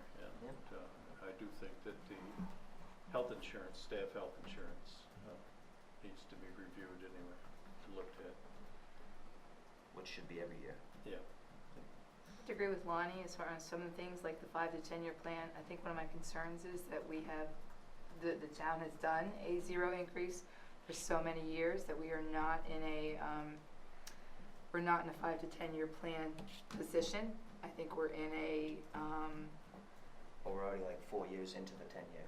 We well, haven't done anything. exactly. Or enough. I'm not saying And we what's haven't done happening is anything, I know because they work diligently. the duct tape's not working, the Band-Aid's not working anymore, and we are, instead of being proactive, we're being reactive and having to buy the trucks at the last minute, having to buy the equipment for the IT and stuff like that. So I think that we need to look at, I don't know how to get that up, to be honest with, and I agree, I agree keeping it low, but okay, let's look at what we've bought for each department and say, okay, guess what, you've had it for a while, okay, how bad do we need to do 1 or 2 things in this department, and maybe we can even it out that way. Zero increase may not be possible, but it should be a goal. I Right. look at it as a goal. Great way to look at it in my book. But I think we need to look at where we're at with a lot of our equipment and a lot of our, I agree. but keeping, not just going out and spending. But it just kind of gives you that look. I mean, isn't the technology budget about $160,000 a year, right?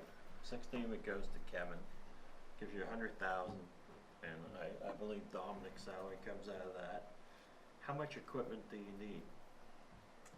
I'm not I a don't- guru I on don't that, spend- but I would like to see Okay, some. I have 10 stores, 10 network stores, all centralized I don't pay nearly as much as $80,000 a year.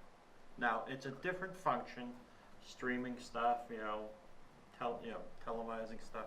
I'm sure it's different in many respects, but my network doesn't cost me that much a year. But is your network also all up-to-date stuff? Yes.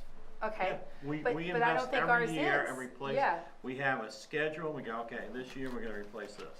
That's, Yeah. but that's just I it, see we your need point, that but I schedule. think that our infrastructure, where you initially said, okay, I want to be able to build off my Yeah. infrastructure. I don't feel that the infrastructure per se is there. Yeah, right. So I think that we've kind of put the horse, before the carriage too many times, before the horse too many times, and we need to just get a grip so we can move on and use the technology and be not cutting edge, because I don't think that makes a lot of sense, but we need to be close to that in order to give the townspeople what they want when it comes to the IT piece. I think the kids need to learn that through the school system, but also I think the town looks forward to being able to see it on TV and being able to have that, and I think that's part of staying up with the times.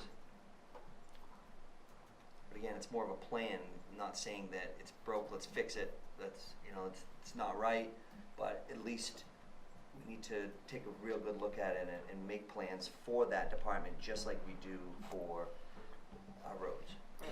Just so you folks know, I have asked for a January presentation on IT, so that we have an idea of where we are, what we do.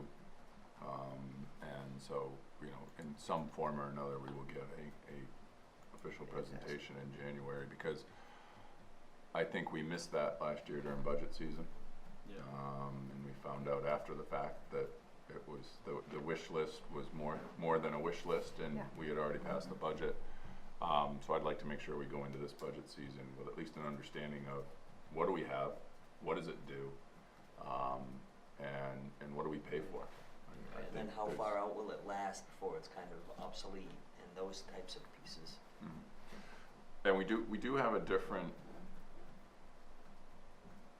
focus now that we have to maintain, at least to make sure that, because it's not a typewriter and a piece of paper for minutes anymore, it's video. That comes with a responsibility, and I need to understand that better, of the equipment we have from a failure standpoint, from a backup standpoint. That's our public record now. And that comes with a responsibility. And I'm not saying it's different than your public record, Joe, with your companies. I mean, everything you do and everything I do now is digital. And but I think we need a better understanding going into budget season to be able to answer these questions. So that hopefully is on for January. Don? I feel like if you wanted me to, I could reduce these goals and not lose any of the content, because there is duplication, because as Mike indicated, it's an amalgam of everybody's thoughts. Just offer that and could ship that out to you. 'Cause unless there's something you want to eliminate, I mean, I feel like it could be simplified. It definitely could be simplified, but I think it's good to have the discussion and one of the things, the investigation of the healthcare, we've done a great job saving money in our budget the last few years by going to private, and I think that's the way to go. We have had some issues with stability in those plans. Last year we lost a plan that we liked, so now this year we have a different plan. This plan has proved to be a little more challenging than the last one. Don't you have the same plan as you did last year? No, No, that one went they away. didn't offer it. That one wasn't offered. We went to one that we thought was close, and it's not quite it's not as close as we were led to believe at the beginning. That's a stability issue for our employees, and I think as you look at this, can we stabilize it and get a good value at the same time? I don't know if there's an answer to that question. I mean, being involved in healthcare, I can tell you the market is in disarray right now. Everybody's insurance is going up, and you're paying more for less, and that's a reality in the private sector right now. Now, if you want to, say it's different in the public sector, well, that's fine, but nobody's insurance is very good anymore because of the ACA. In one of Plain my and companies, simple. we don't even offer dental anymore Right. because it just doesn't make sense for what we Right. would, and that was a very minimal weekly cost, and I thought it was a great asset to being able to pull and have better employees, but we don't even offer it. Of course, we still offer health because it's definitely a necessity, but the dental piece, so. But is your health plan as good as it was 5 years ago? No. No, that's the problem. It's close, but Yeah. it's more, it's almost double. Right. And you don't have a Cost. choice in this stuff It's crazy. either. It's just Right. taken away and this is what's offered to you, yes. Well, one of the issues that we ran into is we were able to get the health program in sync with our fiscal year. And that was just a fluke. That program existed and now it doesn't exist. So whether it's MMA, whether it's the private sector, it seems as though the world is on the calendar year basis.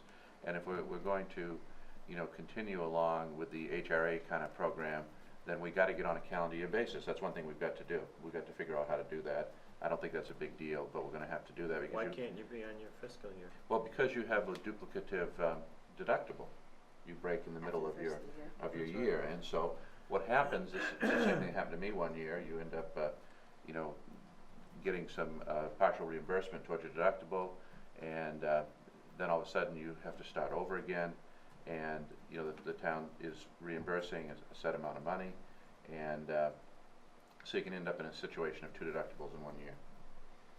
So if you go July 1, then January 1, you get 2 deductibles when you lose a. Holy, that's a one-time phenomenon. But unfortunately, we went one way and then it went the other way again. So that's the stability issue again. We got aligned with the program with our fiscal year, which was great, and then then that program, we couldn't buy a program that was on our fiscal year. So then you had a second time, you had a 6-month, because of the other program going away, they gave us a 6-month, and then they renewed January 1st. So it has, you know, led to that. So we, but I did ask Dawn as part of the budget process to figure out within the budget, how do you deal with a healthcare plan that splits your year?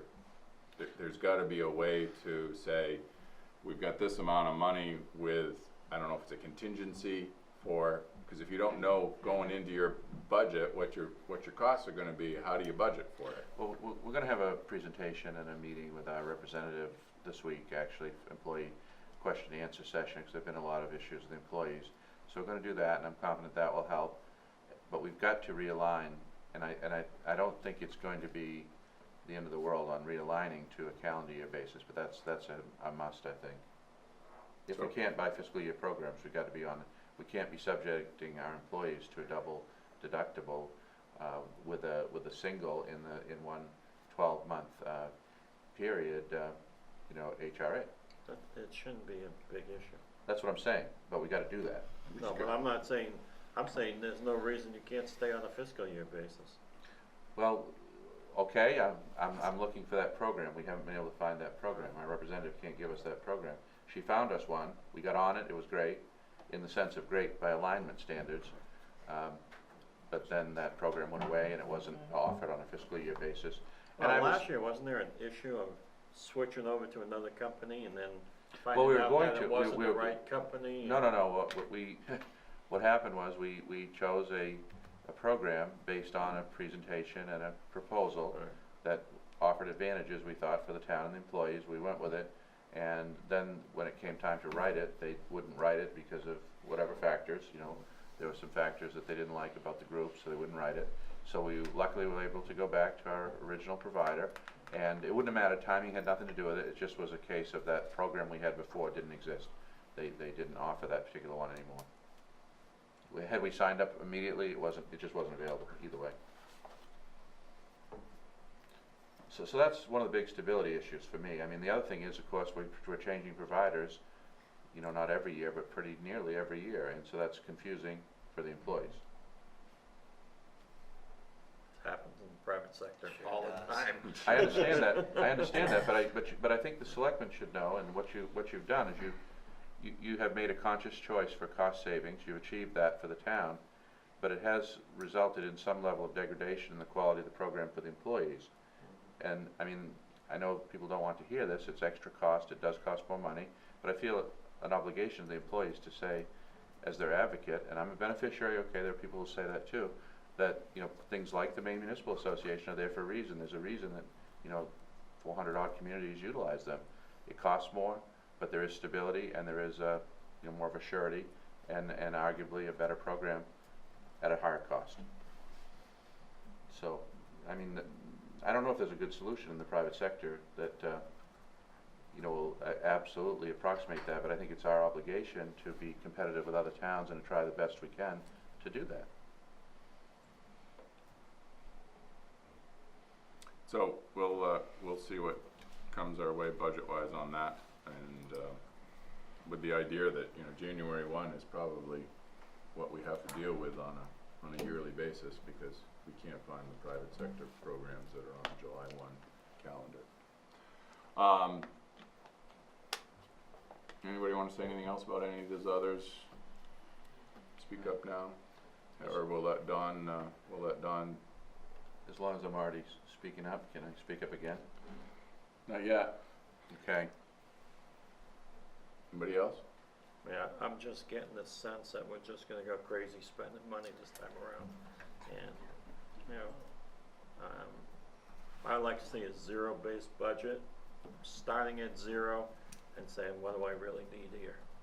I mean, we spent a lot of money last year on roads, on bonding, you know, we bought equipment, we funded it all, and I don't think it's a ticket to just say, okay, we did it last year, we might as well do it again this year. I thought last year we put a lot of work into making sure we funded a lot of things, and I thought that would last for a few years, but it's not what the sense that I'm getting. So. And I think part of bullet point 3, evaluate new and expiring debt service and the impacts it's going to have this year. I mean, that's got to be at the top of the list, so we understand going in where our commitments are just to start. Right? I mean, we talked about it last year. We have a forecast, you know, but I think as part of a refresher course for us to understand as we go in, is that's got to be right up front, so we understand what we committed to and what does that leave us. You know, if we look at properties that are coming online and, you know, in a possible evaluation, it's not a lot of new money coming into the system. So, I would like to see something that doesn't increase taxes as well, if possible. Bill, wanna see Sure, that? there's a goal. As a goal, so we'll make that a goal, but also, I think as in years past, we should ask for a needs from each department so that we can have some discussions around it and put together a final number. Yeah, yeah.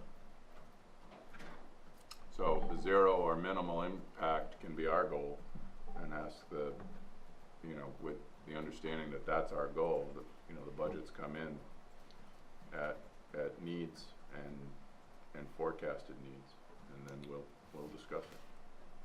Does that help you, Don? Yes. All right, what would you like to say? Well, I don't know if I want to open this up or not, but I was just curious for a little more detail on the merit pay system. In the past, of course, that's been discussed. I just want to say that, I mean, if you're talking about a straight 100% merit system, a system, as Lonnie indicates, of winners and losers, unlike the private sector, that's a public, you know, disclosure that's printed and, you know, people's easily discoverable, and can have oftentimes a, you know, a negative impact on morale and performance, and it does arguably, I think it can work contrary to the idea of teamwork and esprit de corps and a sense of oneness, you know, working together. And it is a subjective. You need to have some sort of measures that would, and I'm sure the private sector has those sorts of models and measures, but it's not something typically that you see in the public sector. What you do sometimes see in the public sector is some sort of a COLA plus merit, but I'm asking, I guess my question is it a COLA plus merit, or is it a straight merit? Should be a COLA plus merit. That would be determined by this group, Yes. what we would envision this at. You know, I'm the one who asked this to be in here. We've talked about it before. A committee out there, we did a salary and pay scale survey, and the committee was not able to finish its work, and a few committee members have moved out of town. We do have a lot of data that we can bring to the table. There's just, you know, I think a snowstorm killed us once on a meeting, and we didn't get the final report out. We're literally to the point of final report. We do have the background information, but I go back, I think, to what Lonnie said is it's very difficult to reward people if you're just given COLAs, to do that, and so my vision of a merit system is that the managers have to put together you know, everybody's got a pay scale within reason for what they do, and it's up to the managers to decide within their departments where that money goes, and that this board would approve X amount of dollars if there's gonna be a raise pool that year or a cost of living pool. And it's up to the managers to decide how that is dispersed. It's not up to us. We don't supervise these people. We don't see how they work, you know, so I don't feel comfortable at the end of the day when I say, okay, 1.2%. All right, that's a number that is not based on anything other than COLA, and I don't sit and supervise these folks. If we were in the private sector, you would have reviews, you would know how people work, you would understand productivity. You'd also have salary ranges and say, this job is within this salary range. Right. Yeah, that's You're either right. gonna need to get promoted, Right. or you're not getting That's a right, raise right, because it's right. at the height. Mhm. Yeah. These are all things that, I mean, are typical and usual in the private sector. This is immense. I'm saying this is a pretty big job. It's not Yeah. something that you're gonna be able to say, let's go look at somebody else's system. And that scares me a little bit. It's, So maybe the best way to look at it is a COLA plus merit, you know? No, I'm not Which is what- suggesting, I'm just trying So, I to mean, you're define kind of what you taking want. baby steps into a new process, which is, in my eyes, needs to be, it's accountability.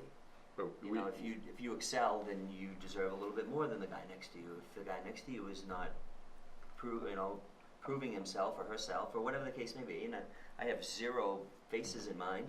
It's more of a, what are you worth to the town? You need to constantly be bringing new ideas, new procedures, at the right forum as well, but to the table and improving your job, improving the town, and I feel that's how progression should be based. and I think this group, you know, part of what I But that's wanted- my view too, Don. There's four. No, I'm trying to learn what it is that we're trying to do, because if I know what we're trying to do, I have a better chance of doing it. Sorry, Mike. No, that's all right, but with this, you know, I almost envision this group as part of the process saying, a year from now, when we have this discussion, it's a pot of money. Right. Positive, negative, could be a negative pot of money. Right. You've got a year to get there. And the town staff has to work for a year to get there. And know that they've got a year to get there, because when the next budget comes out, that's how you're gonna handle things. You know, I wouldn't necessarily say this budget because you haven't reviewed. You don't have a year of your SOPs in order to say, okay, this person does exactly So you're all the saying that you would recommendations. So it's envision moving putting up towards something like that, or something to that effect. I feel is only fair.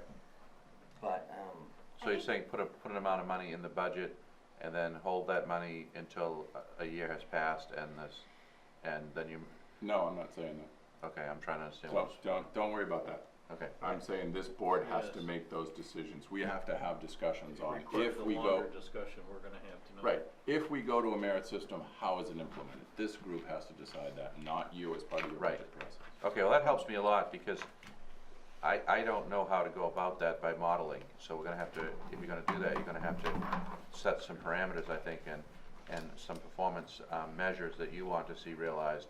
And then you can go and design a system. Well, and I think the hard thing, because I'm trying to understand, is if you've got a law firm that's filled with secretaries, I think you can do that merit-based because they're all doing the same thing. Who's putting their work out? Who's not doing the work out? Who's standing there talking at the coffee pot and everything else?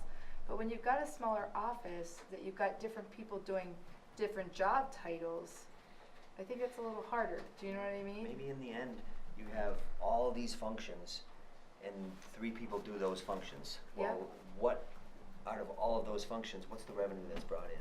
Or what's the expectations of that? And out of that pool, because you can't say, okay, whoever, you know, you register cars, you do, you know, just do permits, it's not like that. So it would be more of, all these tasks, we feel deserve $100,000 in pay. You know, as well as the amount of efficiencies that are there, the amount of volume that is there, and that is how it is gauged. And so year to year, you may find, or every 5 years, you may find a reconstruction of your crew per se, because the revenue stream or the expenses have focused to a different place. So, and I think that's great in a lot of ways. It alleviates people being stagnant in their job. It brings innovation all the time and new ways and better ways to do your job and to be more efficient. The more you can do, the more you should get paid. Yeah, I can see that. I understand. And believe me, yeah. it is complex, and I don't see it, in my view, being able to happen in No. 2 or 3 months, be able to go, and we need a little bit of history, focus, and then be able to pull the history.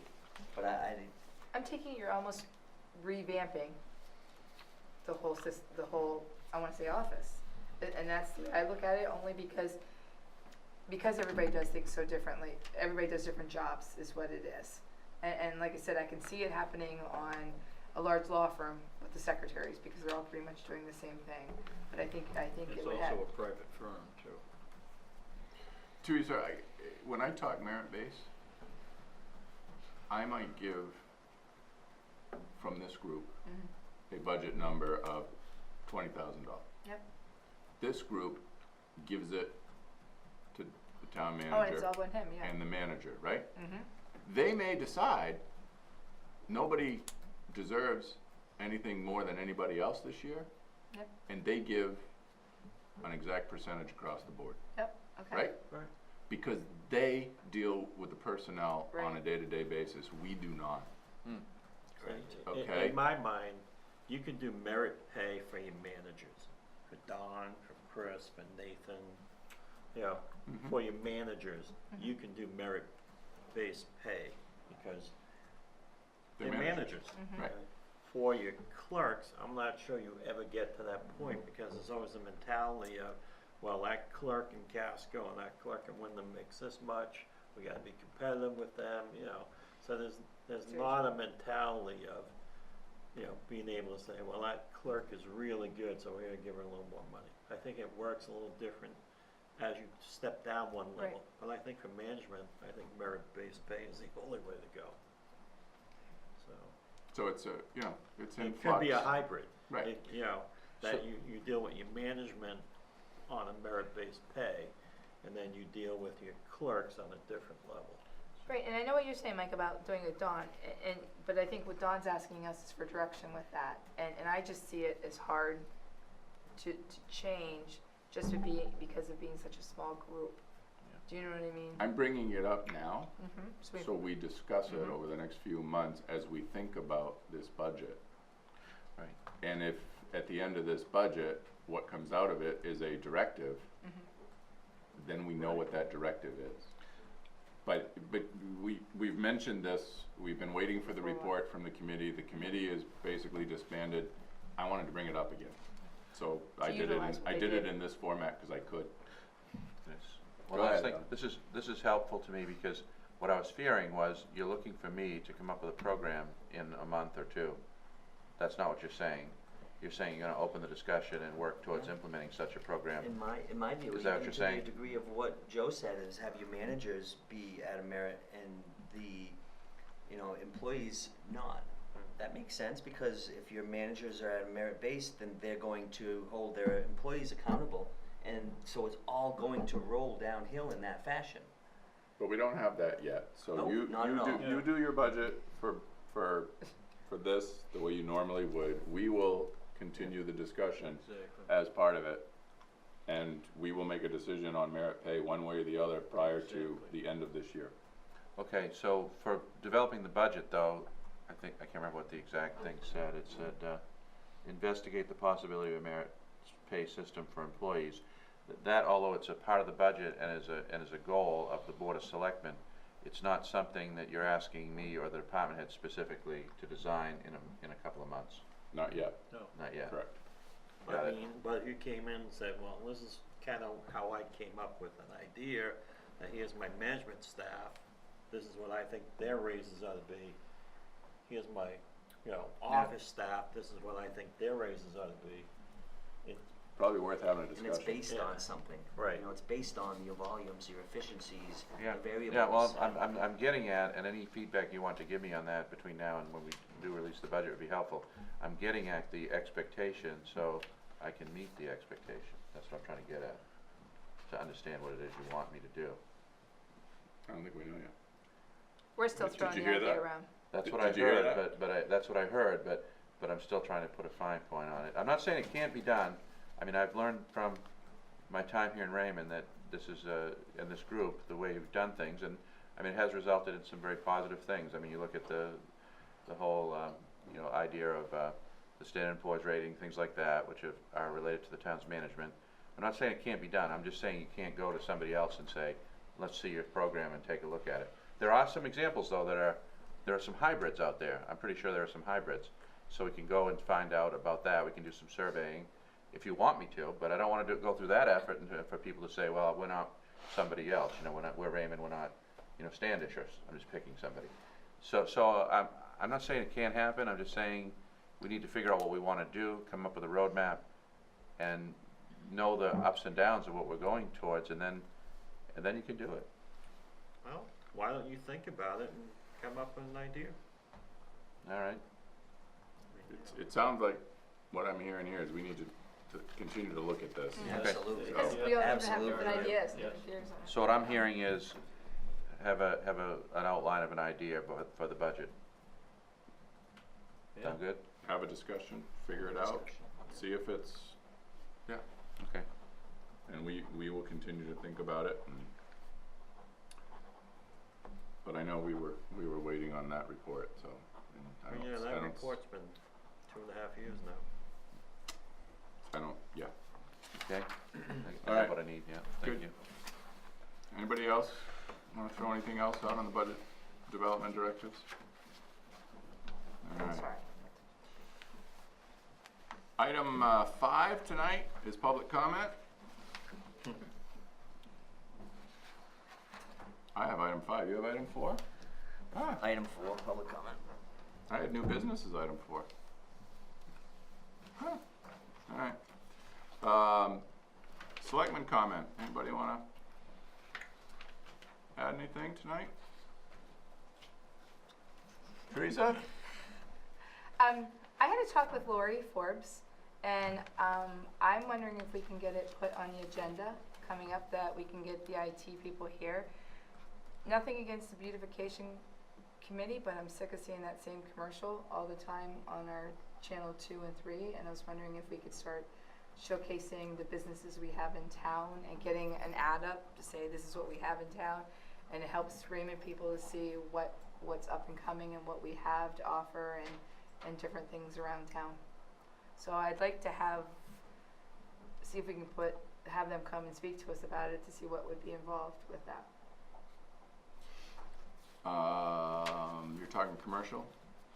It's not really a commercial, it's just like a paper that says, It's like hey, an we've got the, infomercial of some kind that would show the different businesses and how they roll. I mean, that just sounds like you need to have photo shoots and you need to. you need a picture. You know how you have like the beautification picture up there? Right. You have that, and then you would have essential. I think the new store down there is Essentials. You'd have that, and you'd have underneath of it's literally like a piece of paper ad put on there that says we have this, we have that, we have the first the quick clinic down there, and it's just showing. It's like rolling pictures of just what.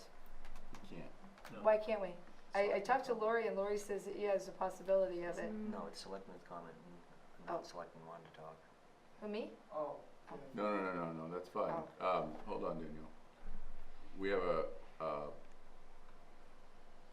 have rules, guidelines for the channels. We are the. We, the town, have Okay. guidelines for the channels. And my understanding is part of the rules we set up originally when we chose to only have a a government station and a school station, as we didn't do a public station for that purpose. But we have other comments to help clarify, but that's my recollection. Danielle? Well, we have the PEG system, which is public, educational, and government, and we are actually working on a Raymond segment, like a Raymond Insider, that will kind of be almost like an infomercial or an economic development tool, so that people can see specific segments. They're kind of like little YouTube vignettes that will walk through, like, oh, so did you know Raymond has X number of restaurants, and then so everybody will get highlighted, and we'll have a questionnaire that everyone fills out, that so everybody has equal information shared and no one is left out. Because that's what the issue is that if you're going to do it for one, you have to do it for them all. So you can't just say, well, these are all our brand new ones, because then your established business are actually just as important, if not more important, because they're the ones that keep the people coming. So though it's great to highlight all those new businesses, you have to do it equally across the board. So if you're going to do Raymond Ready Care, you also have to make sure that kind of in the same district are your veterinary offices and other clinical people, because you also have a health and wellness place down the street. You also have 2 clinical psychologists in the area. Well, no, clarification. I'm not talking about new ones. I'm saying, as a person sitting there on TV,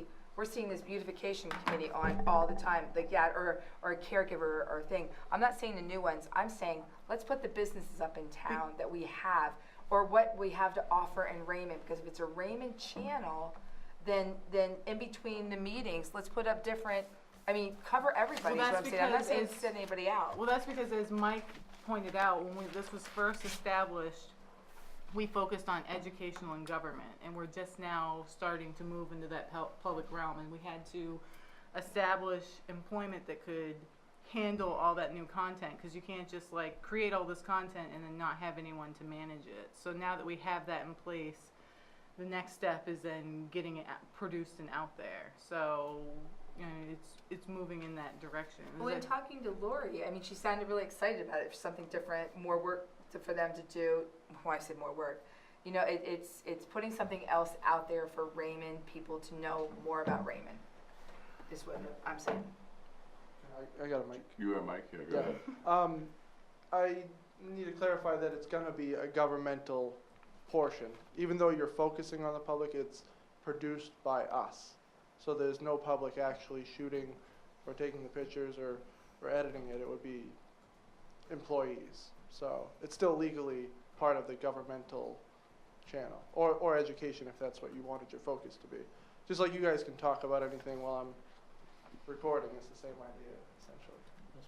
You're educating Raymond people on what they have in their own town, is what it is what I'm saying. You know what I mean? It's.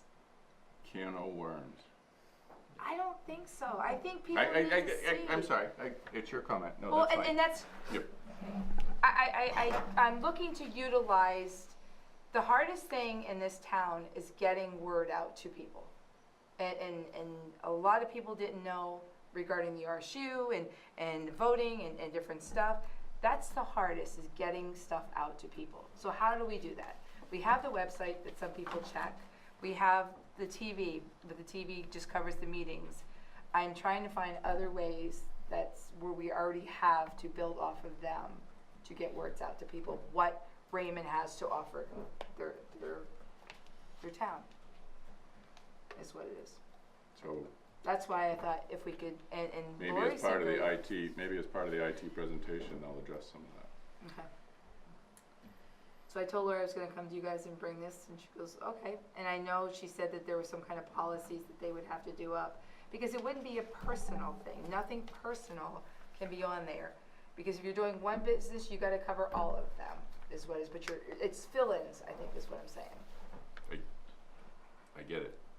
We're not gonna do Match.com on our website. We could. They'll pay big money. They'll pay big money, Maybe. is right. Anything else, Teresa? No, Come on. I'm good. That's my one for the, I'll wait till next month and do another one. I gotta come up with another one. Anybody else? Don? Okay, got a few things. The first one is that we have an issue with the annual town meeting.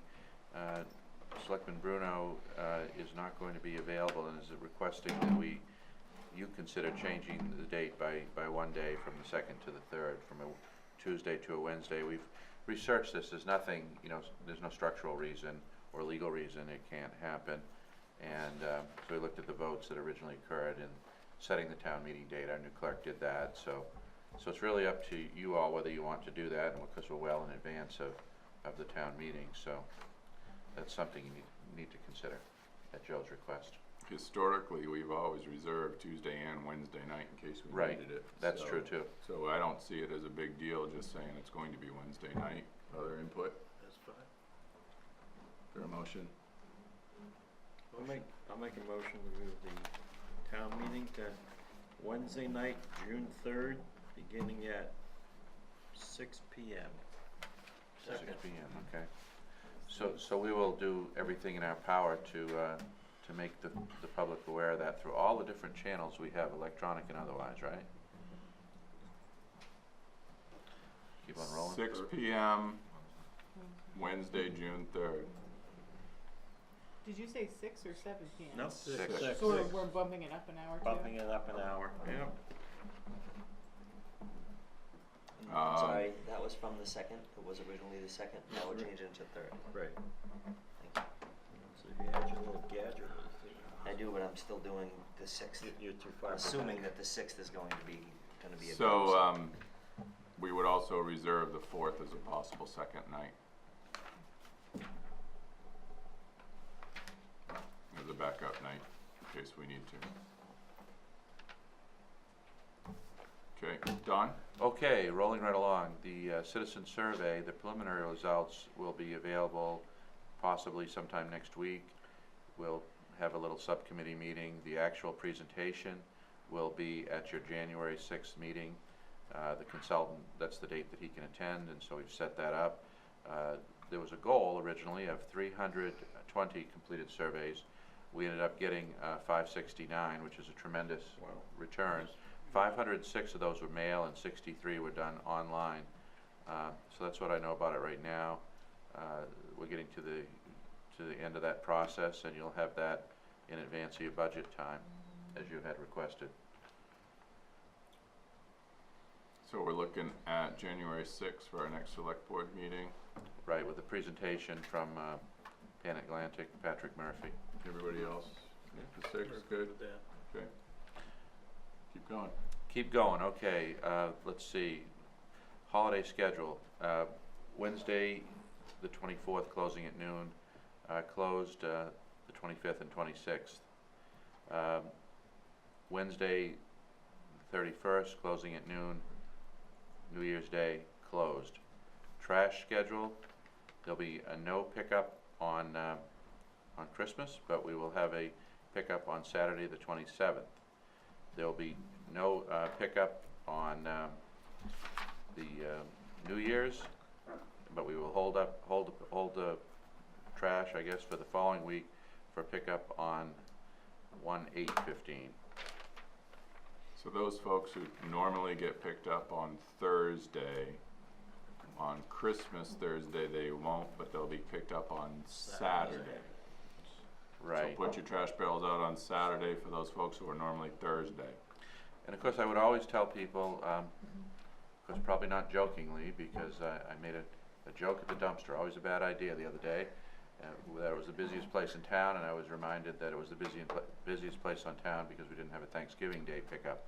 And so that will be true for the dates that were outlined here as well.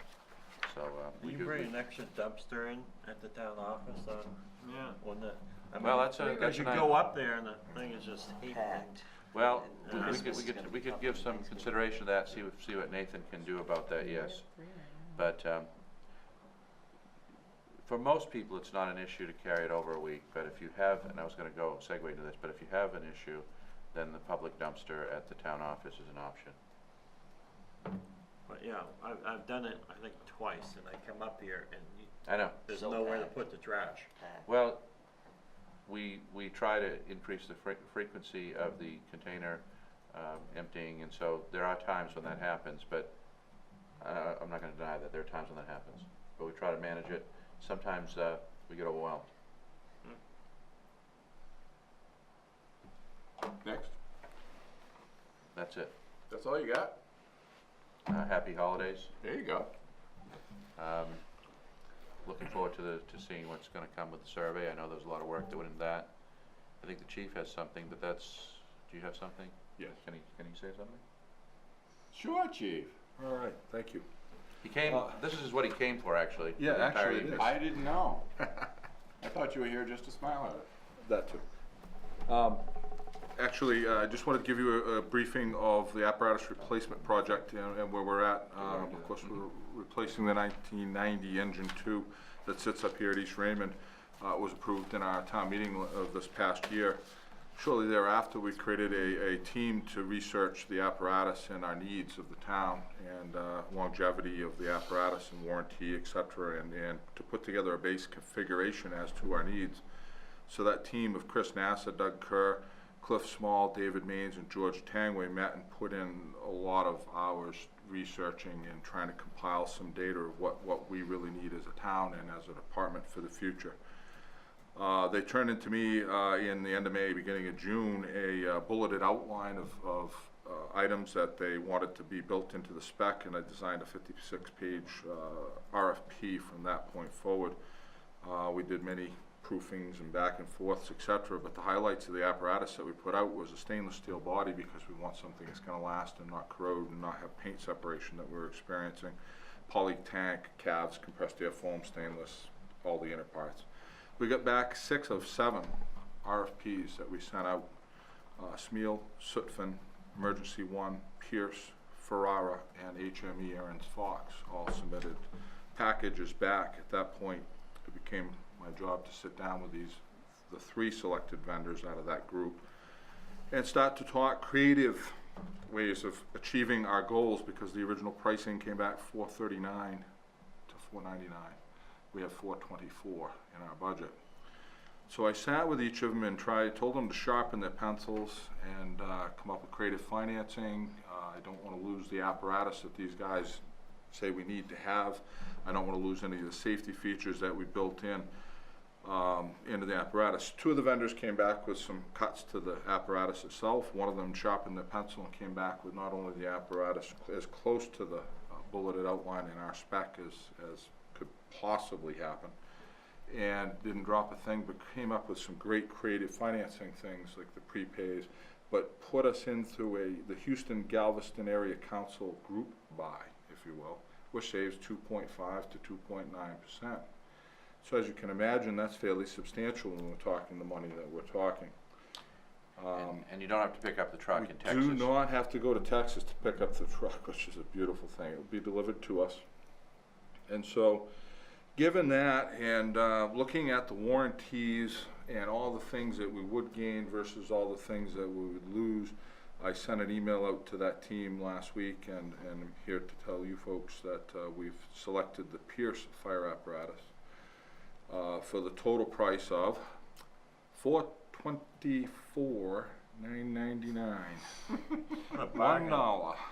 The other one, another vendor was like $30 cheaper than that, and another one was $1,000 cheaper. But when you looked at the actual, what they took away from us in the truck, we're thousands off from the mark. So to add those things back in. So Pierce truly is the lower bid with at this point, the best truck with the best warranties, and I feel the best purchase for our town. John? Bruce put together a very, very detailed spreadsheet, which he sent to me, I think, on Friday afternoon after Yes, work. late. So we had detailed discussions over the weekend about the spreadsheet, the memo, and, you know, as you know, I'm kind of a vehicle guy, and not fire trucks per se, but vehicles, and so we talked about the chassis, we talked about the various elements of the truck, and so I was able to learn the deliberative process that they went through, and looking over the specs, and I can provide that spreadsheet if you want to see it and the analysis, but it's clear to me that the Pierce, they're all name brand, they're all good trucks. They all There's are, no loser yes. there, but the one that most closely meets the specifications and gives us the truck we want within the budget is the Pierce, so I would concur. Yeah, absolutely. And so I want to say thank you folks for your support, and thank you to our committee. You put, like I say, our team put hundreds of hours in. I would dare say that's an easy estimate to make this thing happen. So So good job by all. how long till, how long to build something like that? 10 months from the day you sign the paperwork. Just a little bit Maybe less than 11? building a Tahoe. A little bit less than building a Tahoe, yeah. Wow. A little bit more. Congratulations, Chief. Thank you. Lonnie? Okay, I'd like to make a motion to accept payroll expense summary dated 12/9/2014 for the amount of $78,532.14. Is there a second? Second. All those in favor? I also like to make a motion to accept treasurer's warrant dated 12/9/2014 for the amount of $133,279.77. Moved. Is there a second? Second. All those in favor? Thank you. Anything else, Lonnie? Motion to adjourn, sir. Second. All those in favor? Thank you. Thank you.